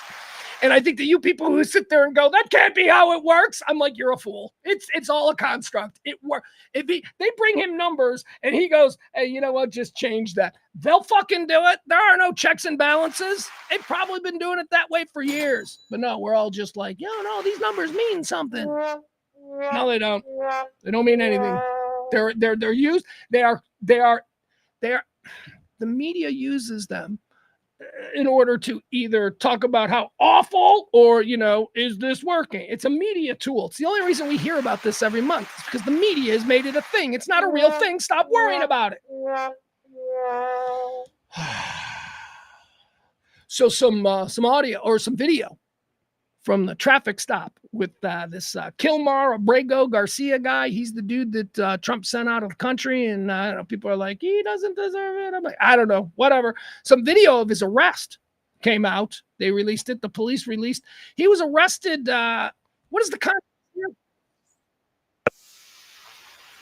Hold on. Ugh. All right. So,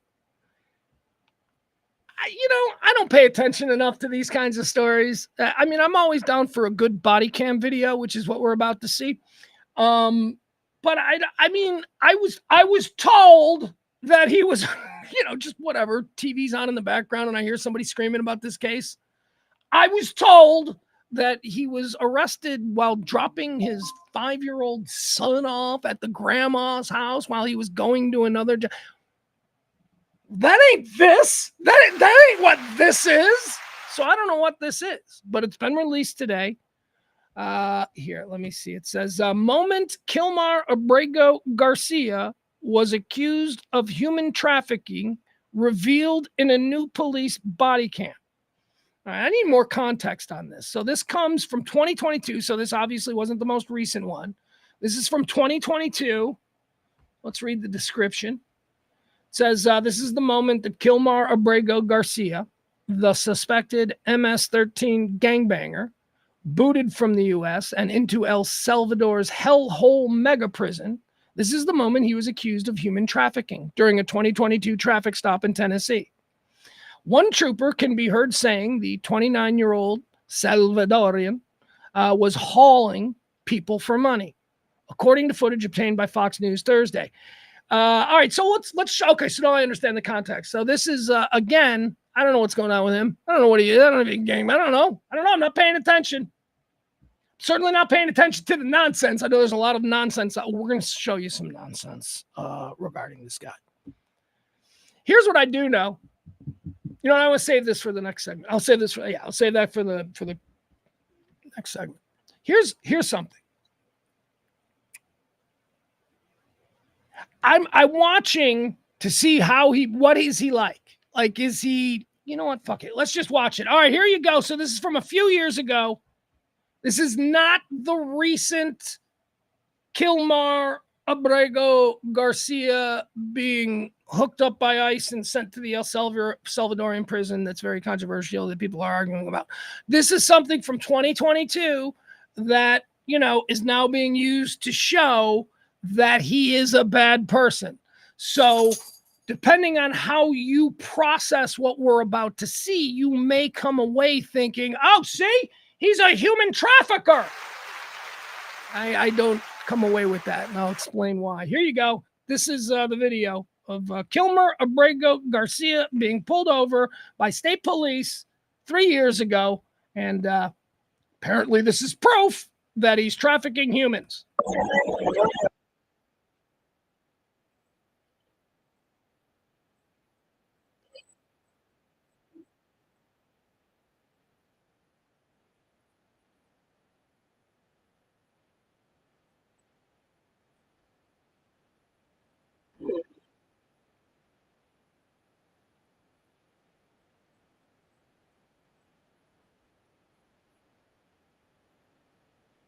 All right, so I want to stop it here because it goes on for a while, and it's all just this. It's all he's being polite. You know, he's not. It doesn't look like dangerous. I do kind of enjoy. Oh wait, did I not show it? Did we not hook it up? We didn't even hook that up. Hold on, I'm sorry. Let's try this again. Anyway, what you're seeing here is, yeah, he's being well behaved, I suppose. You know, he's not being, he's not running. You know, and the guy in the passenger seat is just like. This is a dude who was probably raised in some godforsaken Central American country. And, you know, he when he gets pulled over, you know, it's a military junta. So he's just keeping his mouth shut and he's staring forward. He ain't saying anything. Okay. But I'm from Maryland. Okay. Now, the reason I stopped you, we was running 75 down through here. 75? Yeah. Of course, this is 65 through here. I know, I'm going to 70. Going 70? Yeah, what's the limit right now? Is 70 or 65? It's 65. All right, you get it. Ándale. 65? Oh. You can't do that impression. That's you being racist against Mexican. No, it's not. It's just me trying to sound like him, and that's how he sounds. Sounds like Speedy Gonzalez. Fuck you. That's not racist. He sounds like Speedy Gonzalez. I can see it, sir. You got all your info? I see the order, the speed limit. I see the... Yeah, it jumps up and down. All right, so there you go. You have it. It's all just the cop doing his investigation. My dude here, Abrego Garcia, he got none of the proper paperwork. You probably would not be surprised to learn, the driver's license is suspended. There is no insurance. There is no registration for the vehicle. He claims it's, whatever. Those are all bureaucratic crimes. Those are red tape, paperwork, bullshit crimes. But it's not surprising, is my point. No insurance. So he's got a truck. He's got a truck here. It's packed with like 8 dudes, 9 dudes, whatever. Which I got to be honest with you, that's not a weird look to me. That is, to see like a big SUV just crammed with a bunch of like Mexican dudes. Excuse me. Latinos. Oh, God, that's so dumb. Okay. That's not weird. I see that every morning. Those are the grounds crews in University Park. They pull up. They're in a stretch van. You know, one of these larger vans are in a stretch van. There's like 12 of them. They get out. They got lawnmowers in there. So, that's what I would think. Like if I pulled over a bunch, I'd be like, God, they're probably, roofers, maybe not all on the up and up, probably not here legally, whatever. But I'm not immediately thinking that this has to be something nefarious, right? Okay. That's just me. And the reason I bring that up is because the entire story here, the entire story that it was released and the headline is "The Time Abrego Garcia Was Accused of Human Trafficking." Being accused of human trafficking isn't the same thing of actually, human trafficking. So here's how this happened. Here's how this whole thing began.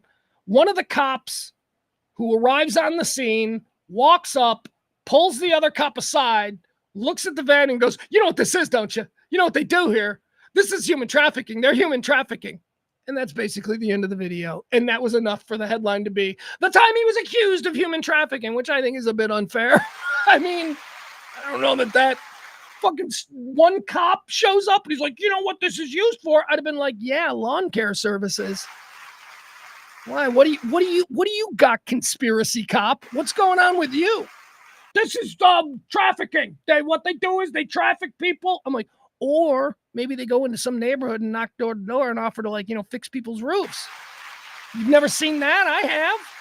So I don't know. So anyway, that's the video there. Now, let's get to a little bit more. We haven't talked about this guy the whole time this has been going on, right? Because I felt like it's a little bit too divisive, and I don't fucking give a shit, really, okay?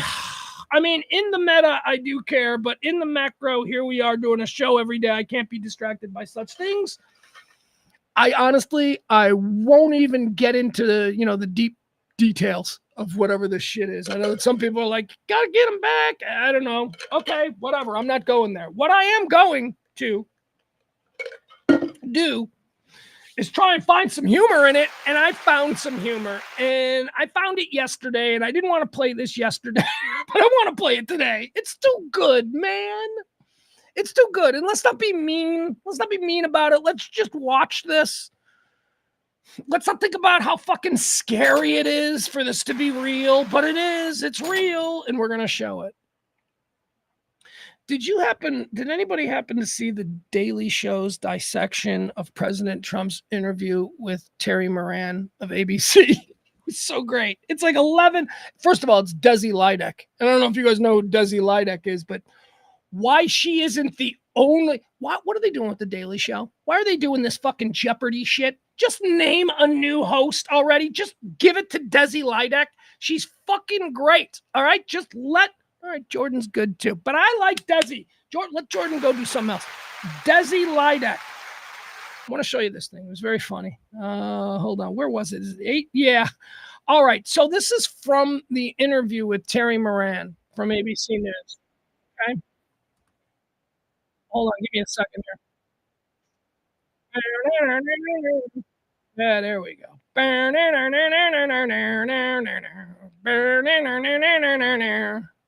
There she is. Look at her. Look at Desi Lidek. She is so hot. She's like Megyn Kelly if Megyn Kelly was fucking hysterical. I have never, ever, ever been one of these people who would go, chicks ain't funny. And you know who's not the least funny or hot chicks? I've never been one of those guys. I've always thought chicks were funny. I worked with Sybil and Kelly every day. They cracked me up every day. I was raised with Carol Burnett and Lily Tomlin and Gilda Radner. Fuck you, chicks aren't funny. Anyway, Desi Lidek is both super smoking hot and funny. So Terry Moran of ABC News did a sit down with President Trump, and the subject of the Abrego Garcia guy came up, right? We just showed the video that was released, the body cam video that was released today. So we know who they're talking about. So, there's a controversy about why he was deported, and I don't give a shit about that. But anyway, one of the things that Trump says is that he was a gang member, and Trump knows without a doubt that he was a member of MS-13, and he very well may be, because he's got these really sus tattoos on his hand. He's got so, and I don't know, maybe it's a cultural thing, but to me, I see a dude with tattoos on their knuckles, and I'm like, yeah, that dude's a fucking criminal. That's criminal behavior. That is a criminally. It doesn't mean they're a criminal. It means that it's a red flag, and that teardrop tattoo, right? Doesn't mean they killed somebody, but what the fuck, dude? Anyway, so he's got these tattoos on each of his knuckles. His 4 knuckles, 1, 2, 3, 4. He's got one here. There's a pot leaf, right? There's a little pot leaf logo. Which, okay, whatever. And then the next one, I'm not sure. Oh, it's a cross. The second one is a cross, like a Jesus cross. Like I like pot and I like Jesus, right? Third one, I don't know what that third one is. The fourth one is a skull, right? Okay. So pot leaf, cross, something, skull. Pot leaf, cross, something, skull. Those are the tattoos that he's got on his knuckles. Now, somebody in the Trump administration, who is theoretically expert on these gangs, said that is an MS-13 tattoo. It's an MS-13 tattoo. Remember the tattoo? Pot leaf, Jesus cross, not sure what that is, and a skull. That's an MS-13 tattoo. And he produced a picture of that, of Abrego Garcia's hand with the MS-13 tattoo. He produced a picture of it, and he presented it to the President of the United States. But to help the president understand what he was trying to say, what this person did was overlaid, like on a map, how there is a key that is overlaid on the map, right? Okay, so he overlaid. So you have the real tattoo of the pot leaf, of which the man then superimposed an M to show the president that pot leaf represents M. Okay, the second one, the cross, right? That's the S. Savior? I don't know. Whatever. The cross is so that, and then he superimposed an S just to show the president like a key. Like, you don't just look at a map with no names on it. There are names on the map. So that's what it is. So it is the actual tattoos of pot leaf, followed by Jesus on the cross, followed by something, followed by a skull. And it says, superimposed over it, MS-13. So apparently the president of the United States didn't know that was overlaid. The president of the United States thought he legitimately has an M, an S, a 1, and a 3. When he doesn't. What he has is a pot leaf, Jesus on the cross, something else, and then a skull. The MS-13 was added later to help the president understand what this expert was trying to say about this person. But the president, the leader of the free world, is either incapable of understanding that or is just doubling down on one of the most fucking humiliating lies ever. So you tell me, which is better for our president? That he is just doubling down and dug in, that it actually says MS-13 on the kid's fucking knuckles, which could you imagine being in this country illegally and then having MS-13 tattooed on your fucking knuckles? That's just dumb. And maybe this guy is dumb. But what is going on here? It is so insane and just completely funny. So, all right, let's see how Desi Lydock handled that. This was her take on it from The Daily Show. This was terrific. But the wildest part of the interview by far was when it turned to Trump's deportation of Kilmar Garcia, who Trump says doesn't need due process because anyone can tell that Garcia is in the gang MS-13 just by looking at his tattoos. And you'll pick out one man, but even the man that you picked out, he said he wasn't a member of a gang. And then they looked, and on his knuckles, he had MS-13. There's a dispute. Well, wait a minute. He had MS-13 on his knuckles tattooed. Oh, he had some tattoos that are interpreted that way. But let's move on.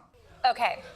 Let me just explain what's going on here. Garcia has tattoos on his hand, and someone labeled a photo. All right, hold on. Do you see that? So that's his. All right, so here's his actual hand. Let me just explain what's going on here. Garcia has tattoos on his hand. All right, see, this is his hand.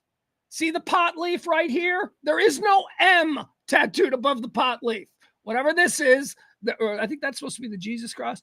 Or no, that's a smiley face? Yeah, that's a smiley face. Oh, that's what it is. It's pot leaf, smiley face, Jesus crossed, skull. Okay, and that's supposed to correspond to MS-13. Okay, so you get it? There is no actual M tattooed on his hand. There is no actual S tattooed on his hand, but the president doesn't seem to understand that. Okay. He had some tattoos that are interpreted that way. But let's move on. Okay.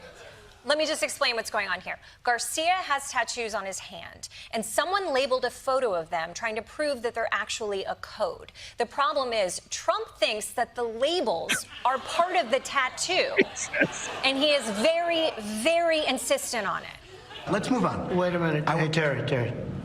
He did not have the letter MS-13. It says MS-13. That was Photoshopped. Do you want me to show you the picture? I saw the picture. And you think it was Photoshopped? Here we go. Don't Photoshop it. Go look at his hand. He had MS-13. He did have tattoos that can be interpreted that way. I'm not an expert on them. I want to turn to Ukraine, sir. I want to get to Ukraine. No. He had MS as clear as you can be, not interpreted. Now I understand why he's so proud of that Gulf of America poster. He thinks Gulf of America is actually written on top of the water.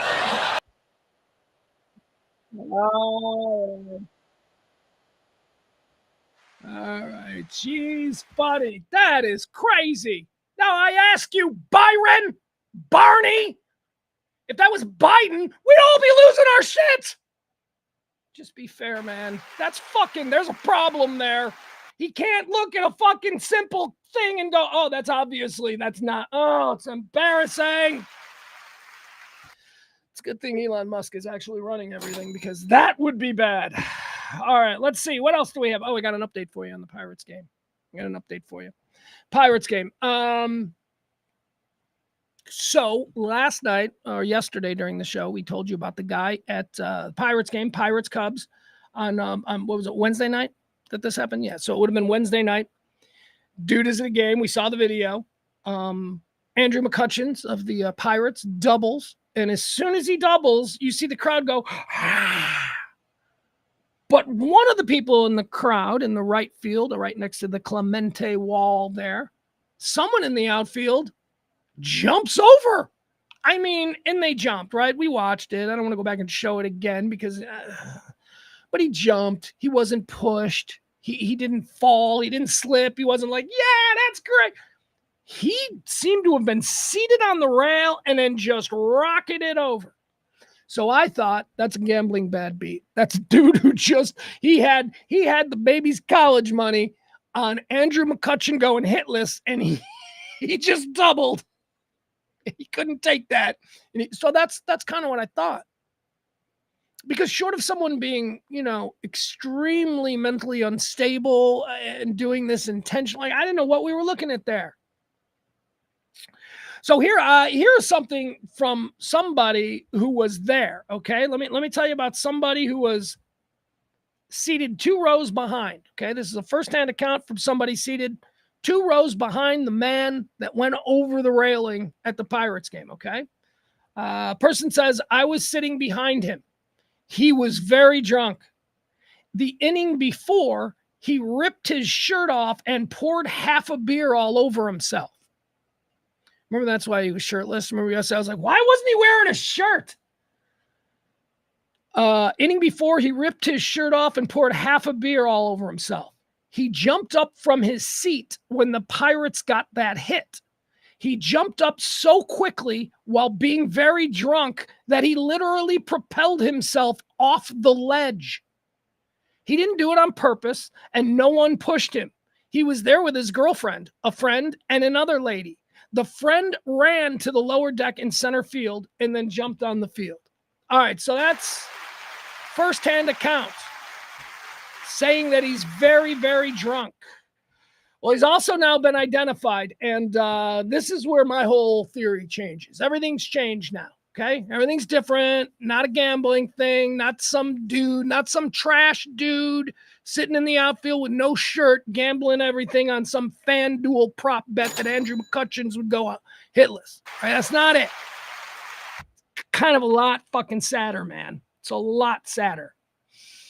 Kevin Markwood is the name of the person who fell about 20 feet during the game at PNC Park in Pittsburgh. He's 20 years old.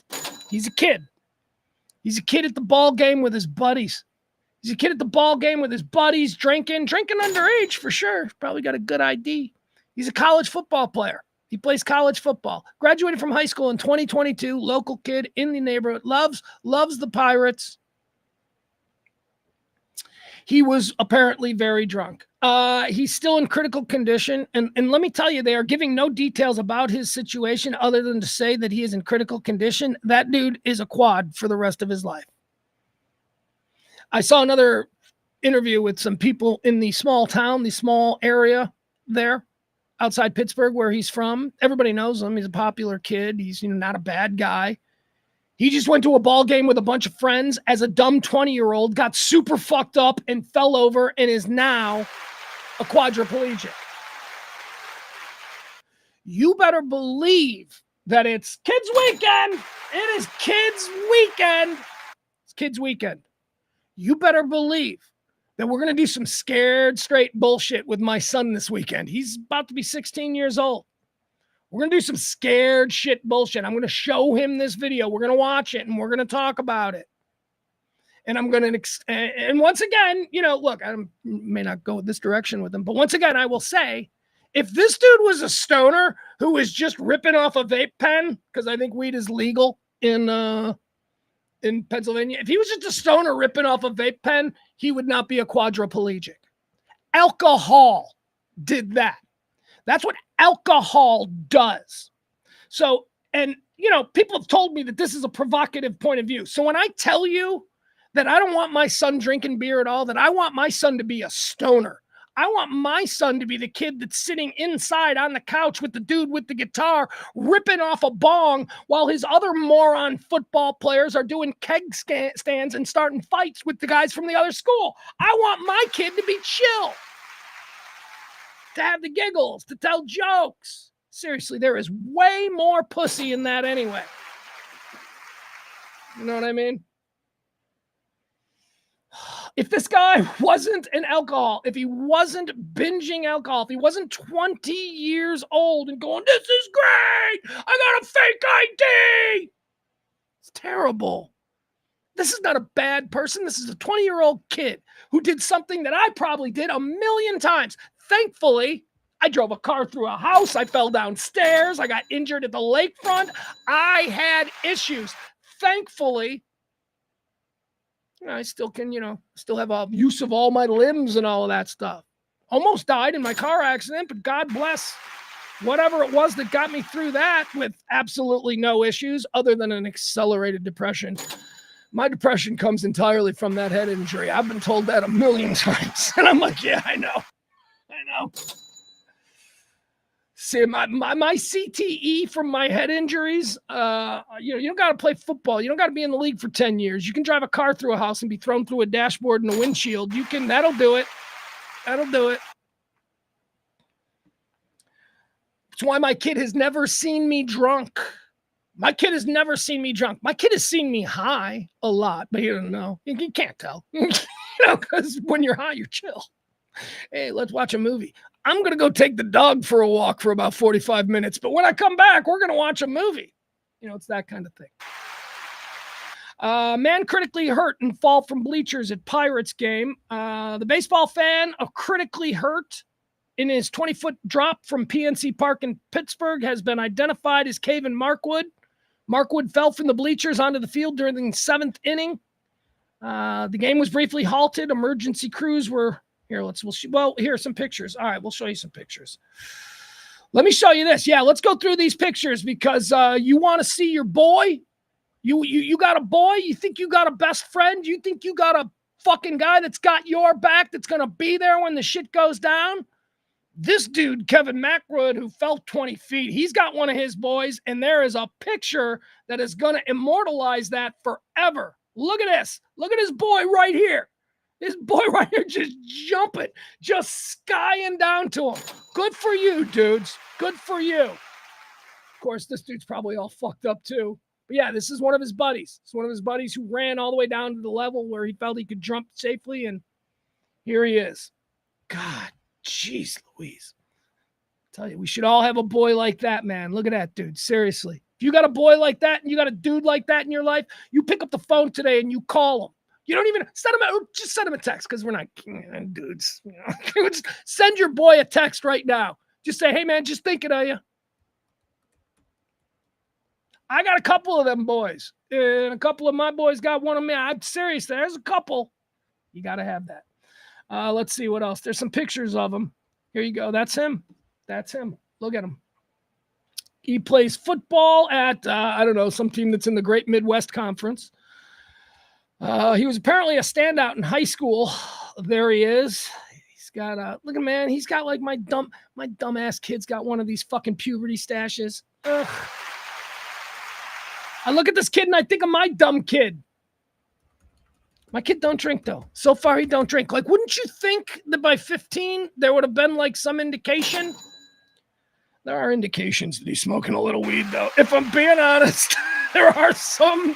Look, his mom and I have been like, well, I tell you, there was something the other night. I'm like, yeah. See, here's the thing. Parents can't tell anymore. Parents can't tell. First of all kids lock themselves in their rooms now because that's how, the digital experience is. So you don't just have to be an only child or some sort of, super, misanthropic, sad teen to lock yourself in your room these days. All of them do it. They got their big screens and all their friends are on the screens. And, so it's not really like they're weird little goth kids, but all kids hang out in their rooms now away from everybody else. And guess what they can do now? They can smoke weed in their rooms and parents will never smell it because weed vape doesn't smell. It's like, Your kid could be up in the room playing video games at 8:15 at night. He's supposed to be doing homework, and he is basically just ripping vape bongs. And you used to know. You used to know because weed smells terrible. You know, weed smell, regular, you burn weed, take one puff, you're trying to blow it out the window. Fuck you. Grandma's going to smell that downstairs. She's going to smell it. Who's smoking the weed, the reefer? You know, somebody, not with vapes. You can't smell that shit. Anyway, that's what I hope my kid is into. We don't know. We're watching. We're watching. We got any more pictures here? No, it looks like that's it. Anyway, it turned into kind of a sad story. It's just a dumb teen kid doing dumb teen kid shit. Can happen to any of us, man. We all get crazy, right? As we're learning to become grown-ups. Look, I can drink a whole bottle. What do you mean I can't drink a whole bottle of vodka in 10 minutes? What? Fuck you, pussy. I can glog, glog, glog. Cut to 5 hours later where he's in the emergency room, you know, just vomiting. Fucking booze sucks, man. Booze sucks. My kid's never seen me drunk. Very proud of that. And we've been out at the lake a lot, man. He's seen a lot of people, a lot of my friends, a lot of grown-ups. He's seen a grown-ups drunk. He ain't never seen me drunk. Again, I've been very high around him, but he couldn't tell. That's the other good thing. People who are really high, like if shit gets serious in a moment, you can pretty much like go, okay, all right, yeah, I can snap back in. Yeah, we're good. Drunk people can't do that. If you're drunk and the shit is just spinning out of control, the drunk person's like, wait, hold on now. Hold on. You know what I mean? It's totally different. All right, there's your Pirate Game update. How about this? I saw this story last night. I was reading it, and I just think this is wonderful because I like both of these people, although now I do have questions about one of them that I didn't have before based on who he's married to and all the shit that I've read recently about her. She's a nightmare. Talking about Ryan Reynolds and Blake Lively. I don't like Blake Lively anymore. I mean, let's be honest, I never did. It's not like she's some great talent. It's not like Blake Lively she's not Scarlett Johansson, right? Scarlett Johansson's got that magnetism. Can't take your eyes off her. She steals scenes. Blake Lively, just a generic hot blonde. Just like, you know, she'd be like the hottest girl in North Carolina, but she's got no fucking talent. She's not special. She's just hot. That's all she is. And she's a bitch, apparently. And she's married to a man who is far more successful than her. Ryan Reynolds is an undisputed titan of Hollywood right now. Not only is he an A-list actor, but he's an A-list producer. He's an A-list creator. My God. Deadpool alone has made him a billionaire, not to mention, doesn't he own Mint Mobile? Ryan Reynolds is a baller. His wife's a bitch. All right, moving on. Ryan Reynolds' business partner in a number of ventures is also one of my favorite people, and that's, of course, Rob McElhenney, the creator of It's Always Sunny in Philadelphia, and also the star, well, one of the stars, he plays Mac. So Mac and Ryan Reynolds are business partners, and they're business partners on a number of things. They got a whole bunch of stuff, but most notably, Wrexham AFC. They bought that soccer club in Wales. Why can't I? Wrexham. Why can't I pronounce it like that? So Rob McElhenney and Ryan Reynolds bought a shitty, low-level, like 4th-tier professional football club in Wales. Again, it's hard to explain. But this team was not in the Premier League. This team had been relegated. It had once been at the top, you know, before Premier League existed. It was once an important team, but over the course of the last 100 years, it had slid down the table, as they call it there, and it was no longer a relevant football club, although still active, playing against very minor opponents. So Ryan Reynolds and Rob McElhenney buy this team in Wrexham. And just for shits and giggles, they're like Hollywood people, like, let's buy a team. And then they decide, let's make a reality series about how we're buying this team. A couple of actors, and we're going to go and we're going to live in Wrexham, which is in Wales. And we're going to meet all the people. And they did. So anyway, long story short, I think Welcome to Wrexham. I think that series is going into its 4th season now. And it's really good. it is really a wonderful series. I mean, these guys, I just love these guys, Ryan Reynolds, and what they've done for this town. This town thinks that these two dudes are like Christ on a cross. I mean, they just, these two Hollywood movie stars came into this town, took over their team, built a winner instantly. I mean, how many fans of teams have wanted new ownership to come in and go, yeah, we totally see everything that's been going wrong. Let's get a winning team. And they did. And for the first time, this is what's truly amazing about this. For the first time, see, every year, the teams that are down the table, oh God, do I got to explain this? So in British football, the Premier League is the NFL. All right, that's the Premier League. And I don't know how many teams there are, 20, whatever. Okay, so Premier League are the 20 best teams, but there are thousands of club teams that play soccer. Thousands. So the Premier League is the best. But then there's all these little leagues, and they go down the table. Like there's League One, there's the Championship League, there's League Two, boom, boom, boom. And if you win your league, if you are down here, if you win your league, you then get promoted to the next league, and you can go up and up. And if you really suck in your league, you can get relegated and you get knocked down to a lesser league. So Wrexham was way down here. And they're the first team, I believe, in like 100 and something years in British football or English football, English, whatever they call this thing. They're the first team to get promoted 3 consecutive years in a row. Rob McElhenney and Ryan Reynolds took over an absolute joke of a team. Although it was a team that had some legacy, it's the second oldest club in English football. So, I mean, it's like the Green Bay Packers. They've been around forever, but they've sucked for the last, 30 years or something. So they take over the show. They make a reality series about it. It's on Hulu, or actually I think it's on FX, but you can also watch it on Hulu. And they make this reality series about how they came in season 1, spent all this money on talent, and then all of a sudden this team was really good. They get promoted. End of season 2, they get promoted again. End of season 3, they get promoted again.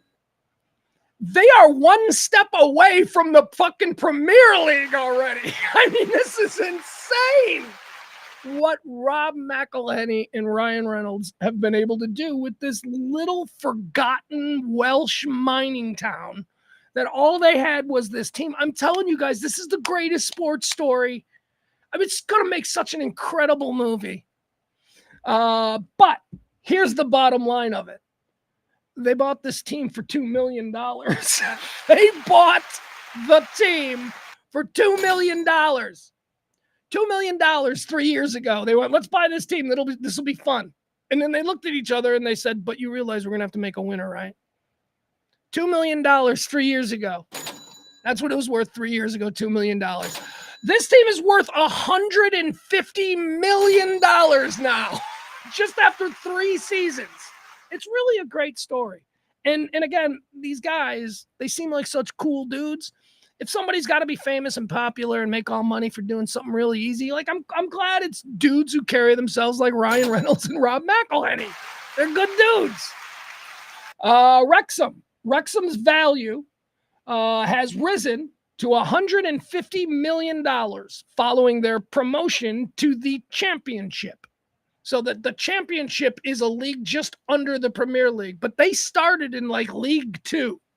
So there was like League 2, and then they got promoted to League 1. And then from League 1, they got promoted to whatever that was. And then they just got promoted to that. Now they're in the Championship. Let's see here. Wrexham value risen to $150 million following their promotion to the Championship, according to football finance expert Kieran Maguire. This would represent a valuation increase of 7,400% since Hollywood stars Ryan Reynolds and Rob McElhenney bought the club for around $2 million in 2021. At the time, the club were in the 5th tier of the National League, but Saturday's 3-0 win over Charlton secured a 3rd successive promotion. It means they will start next season in the Championship, playing at that level for the first time since 1982. So they haven't even been at the second best level since 1982. Let's see. They will have their eyes then set on a Premier League spot the next year. Look, if Wrexham, who the whole world loves, by the way, they're one of the most popular team. They're number one in jersey sales. Like, we used to see the Man United or Arsenal or, whatever, Sunderland jerseys. You see all of these things. No, the number one selling jersey in the entire world right now is a Wrexham jersey. You know how much money they're making? So they're going for the Premier League. Ryan Reynolds, a.k.a. what's his name? Whatever. Anyway, and Rob McElhenney. Means they will start in the championship, playing at that level for the first time since 1982, with their eyes set on a Premier League spot next year. According to Bloomberg, Wrexham were valued at as much as $100 million in March, before the club's latest financial figures were released and the promotion to the championship was confirmed. So March, 2 months ago, they were listed at $100 million. They won one game. They won one game on Saturday, and their value went up 50%. They added $50 million to their value since the March evaluation.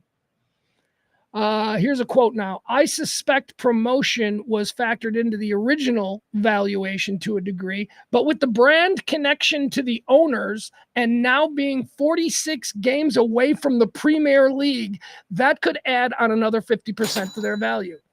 All right. Anyway, it's just an incredible story. And I'm telling you, with Ryan Reynolds and Rob McElhenney behind this, they are writing this movie. You better believe that this is going to be one of the most incredible sports films of all time. They are going to document, they're going to show dramatically, man, the deals that they made. Oh, it's just so fucking great. It's really wonderful, I think. I don't know. If you like that stuff. What is Adam saying? Adam's in the chat room. Is Adam shitting on the niceties of Welcome to Wrexham? Let's see here. Says, I sadly think less of Ryan Reynolds and Taylor Swift as well after. Okay, I get it. What else is he saying? Adam says, illegal weed vape smells like weed. Not as stringent, but it's definitely more than the Delta 9 and TCA. No, it doesn't. I mean, I suppose it can smell like weed, but the vape stuff I'm using is real weed. It's not the Delta 9. It's not the hemp. It doesn't smell. I mean, you can get rid of the smell on purpose, or if you want this particular thing to smell like weed, like the real experience, you can. But yeah, anyway. Some of them smell like, flowers. Some of them smell like whatever, but it's the actual vape itself in real life, if left alone, doesn't smell like anything. That's not, there's no carbon.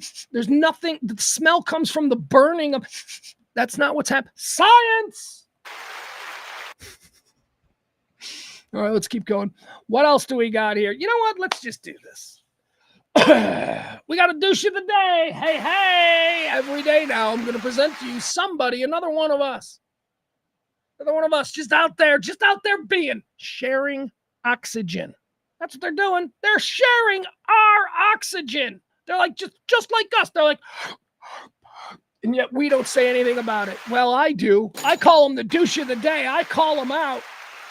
Today's douche of the day is going to be a nice little video. See where this is. I think this comes to us from Ohio. Let's see. Yep, it looks like it's Ohio. There are nothing but douchebags in Ohio. Ohio, one of the douchiest places I've ever been. You guys ever been to Ohio? Don't. No reason to go. Rock and Roll Hall of Fame. There you go. You know what? I'm gonna amend that, because Cleveland, Toledo, Akron, Northern Ohio. Northern Ohio is still the Great Lakes, and so there's a lot of like really cool shit that you can do up there. But once you get like south, oh my God, it just becomes Kentucky. It's just all Kentucky, like 10 miles outside of Cleveland. Welcome to Kentucky, Kentucky Natty. Yikes. All right. Here's our douche of the day. Let's see here. This is Kentucky. All right, let's see what happens here. All right, so let me just, before we get started, it looks to me like this is a traffic cam, and what we're going to see here is somebody apparently missed their turnoff. All right, so this is their turnoff. This is where they wanted to be, but they missed it, and I understand Well, let's just see. Here you go. All right. Not much happening here. All right. Yeah. And again, well, all right. Everything seems to be going okay. I don't really see any issues. I'll see. What? Oh, all right. All right. So right here, this is our douche of the day, ladies and gentlemen. This is our douche of the day. They seem to have missed the turn off. And so instead of doing what they have to do, which is, go down one more or whatever, no. They're just going to fuck everybody else's day up. So here you go. Let's watch it again. This person misses their turn, decides to be an asshole. Here you go. Here we go. One more time. There we go. Oh, yeah. Trying to get it. Nope. Don't get over there. That guy was. Oh, nope. This guy now. Keep going. You're just at a dead stop now. This is not going to go well. I swear to God. Oh, jeez. Oh, my God. 3-car. Oh, and what are you going to do? Yeah, there you go. Now you got your exit. All right, very good. He's pulling over, right? He's pulling. No, he's not. There he goes. All right. You have a good day, sir. Today's douche of the day. Sorry, Adam. I left you up. I left Adam up there. How about that? Huh? Is that deserving? Is that a douche of the day? All right. What else do we have here?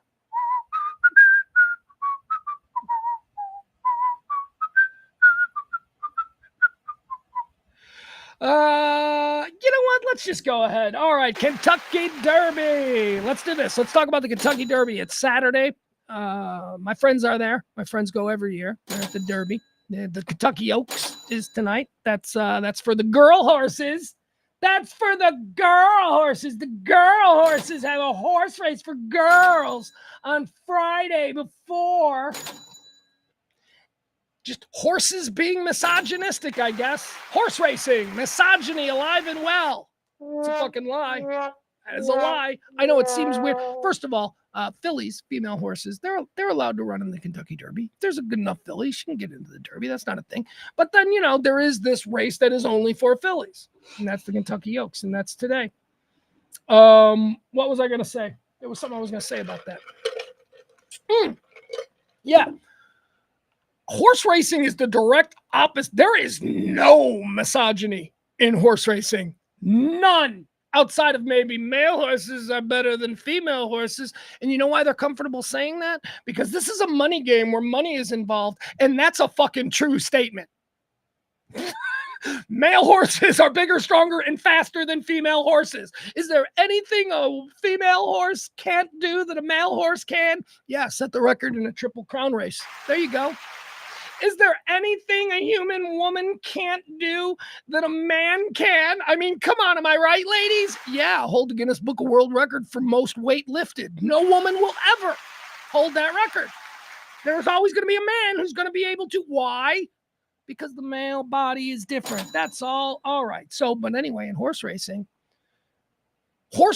is the only major sport, and it is a major global sport. It may not be one of the top 3 here in America, but it is a major sport. It's a very real sport, very big money sport. It is the only major sport where women are allowed to compete against men on an even playing field. There is no rule against female jockeys. There's a shit ton of female jockeys in horse racing. When female jockeys are allowed to ride next to it, that's actually the opposite of misogyny. So I was only kidding. Anyway, let's talk about the big horse race. It's on Saturday. It's the first in a Triple Crown run, which also includes the Preakness and the Belmont. The favorite in tomorrow's race, the favorite is Journalism. Now, yesterday I was struggling. I'm like, there's another newspaper, something, name, something like that. And it's true. There's Journalism and then there's Publisher.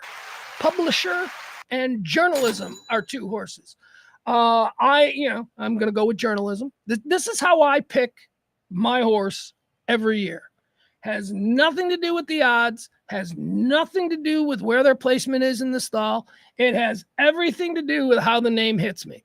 And Journalism, went to journalism school, all that stuff. I'm like, I like that. Boom, Journalism. That's my horse. Now, this year, I happen to have lucked out because that's the favorite. Journalism is the clear favorite. But there are some other horses. So I'm going to give you some of the horse names. Okay. This is how they got their names. Nah, I don't want to do how they got their names. Maybe I remember how they got their names. All right. So here we go. Here are the horses. Tell me which name you like. Bob Baffert. Oh, the great man of horse racing in America. Bob Baffert returns to the Kentucky Derby after serving a suspension for a couple of years. He returns with Citizen Bull. Citizen Bull. Huh? Kind of a cool name. Let's see. The second horse is, I don't know how to pronounce this. Neoquos. Neoquos. Neoquos.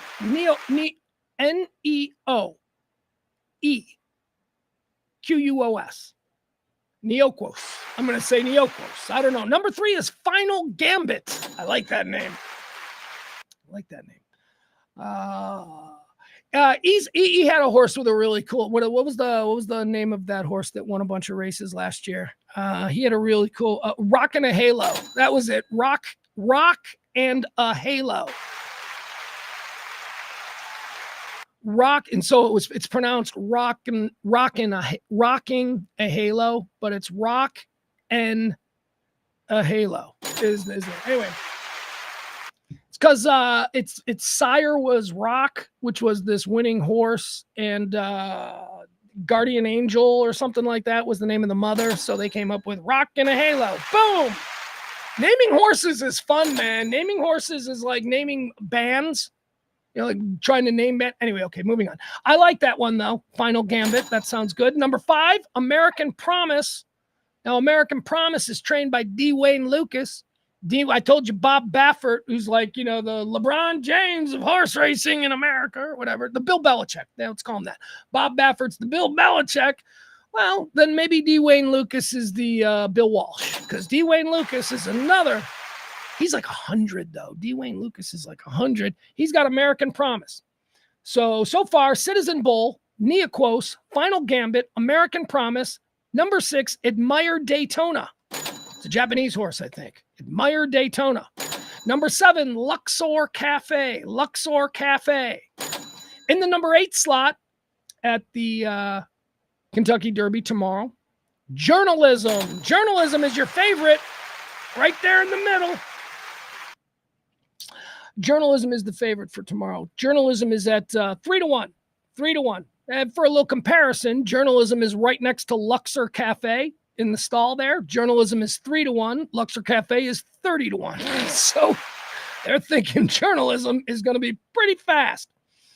Number 9, in the number 9 slot, on the other side of Journalism at 12-1, you've got Burnham Square.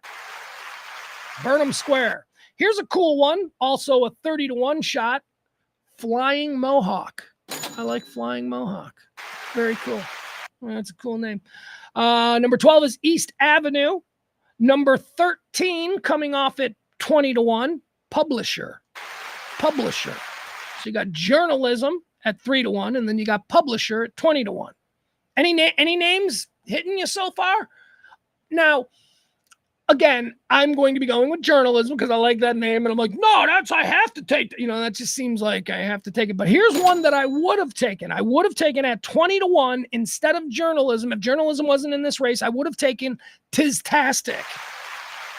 Tiztastic. T-I-Z-tastic. Tiztastic. Tiztastic is 20-1. Number 15 is Render Judgment. Number 16 is Coal Battle. Here's another favorite. Okay, so Journalism is the favorite at 3-1. At 6-1 comes Sandman. Sandman is at 6-1. Sandman, this is a cool name. Okay, so Sandman is named after. Okay. So the owner of Sandman is a huge New York Yankees fan, and he loves Mariano Rivera. And Mariano Rivera's entrance music was always Enter Sandman by Metallica. So the horse is named Sandman after Mariano Rivera's entrance music. There you go. Sandman going off at 6-1. So any of you Metallica fans, there's your horse. Going off at 5-1, Sovereignty. Sovereignty. Going off at 31 at 19, Chunk of Gold. Chunk of Gold. Going off at 20 to, oh my God. Oh, wow. Okay, going off at number 20, Owen Almighty at 30-1, and then 21 AE Beza. Beza going off at 12-1. Okay, here's why I said, oh my God. Because just within the last couple of, I guess, minutes, we've got another scratch. We've now, a scratch is when a horse before the race who's qualified and who's slotted suddenly, like, I don't know, wakes up with a limp or something. You know, they're like, okay, he's a scratch. Or maybe with some horses, the expected conditions, you know, are something that is dangerous for that particular kind of horse to run, and so they'll get scratched. The Kentucky Derby, man, this is a big race to scratch from. So yesterday afternoon, with a sore ankle, the horse appeared to be limping. Rodriguez, who was at 12-1, Rodriguez was scratched. Now, Rodriguez is a cool horse, too, because this name also has something to do with popular culture. Rodriguez's full name is Sixto Rodriguez. This horse is named after Sixto Rodriguez, who was a Detroit construction worker who made an album in the early 70s and, you know, never thought anything about it, except that this album became like the #1 album in South America, and he was like a superstar in South Africa. And meanwhile, he's living in a shitty apartment and working construction as like a 60-year-old in Detroit. You ever seen the documentary Sugar Man? That's who this horse is named after, Sixto Rodriguez, Sugar Man. But Rodriguez got scratched. Rodriguez had a sore foot yesterday. So Rodriguez is out. But now comes today. This is just now, just recently, we're seeing right here, scratched. 20-1 Grande. 20-1 Grande has been scratched. So of the 20, we've now got 2 scratches. All right. I don't know what that means. I'm not, I know very little about horse racing. I don't know anything about horse race gambling. I don't get 12-1. What does that mean? What does that mean? I put 1 up, I get 12 back? Or I got to put 12 up to win 1 back? I have no idea. I don't know. I better learn. I better fucking learn. All right, guys. I think that's it. We are done with today's show. I want to thank our executive producer, Peter. I want to thank Peter's entire family. I don't think we made it this week. I haven't checked. We started out so great. With Pledge Week. So thank you to Peter and Kim, man. You guys are nuts.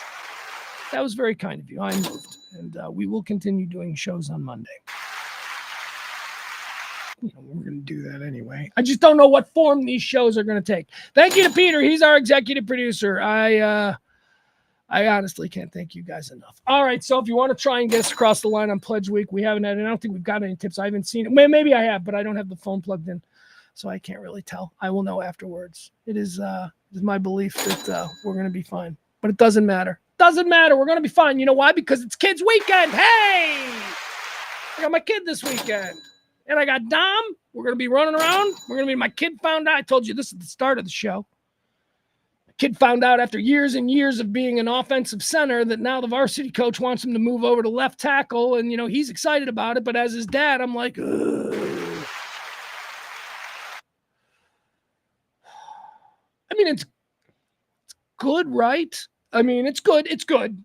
That's an extremely important, but look, and it would be different if he wasn't like the captain and the offensive lineman of the year, right? If he didn't have those stripes from just a couple months ago when he won those accolades, if he didn't have those stripes, you'd be like, oh, they must think that he's not good enough and they want to see if they can move him to somewhere else, right? You would think that. But he's got those stripes. I mean, he's demonstrated that he's good enough, so maybe they just want to see how versatile he is, which I suppose is a compliment. So whatever, that's good.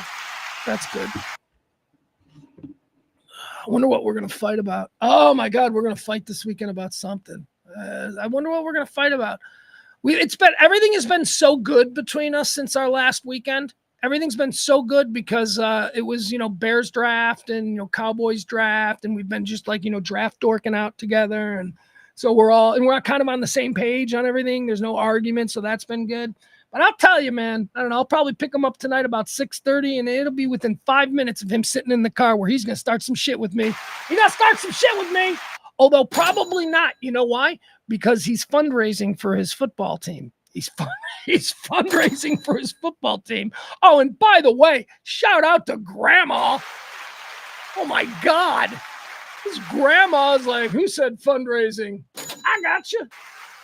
Isn't that wonderful? That's incredible. He's fundraising. So he might not be, I already paid. I got it. I had to get it right. I already, I'm paid up until, a couple of months when I get another email. Support Plano football boosters. And then I'll have to drop another hundo. Okay. That's fine. That's part of it. It's part of it. It's part of it. No, you're awesome, Al. I love you, Al. I love it. Yeah. Barney says Tistastic. Great name. I agree. I like that name. All right, Adam, I love you. Al, I love you. Who else is in the chat room that I need to say goodbye to right now? Let's see here. I'm going to say goodbye to everybody on this weekend. We got Sports Bras. I don't love him. He's just my friend. Peter, I love you. Al, I love you. Let's see. Rainy Days. I love all of you. All right, there you go. I'm going to get out of here. Is it still rainy? I'm hearing thunder. I just heard thunder.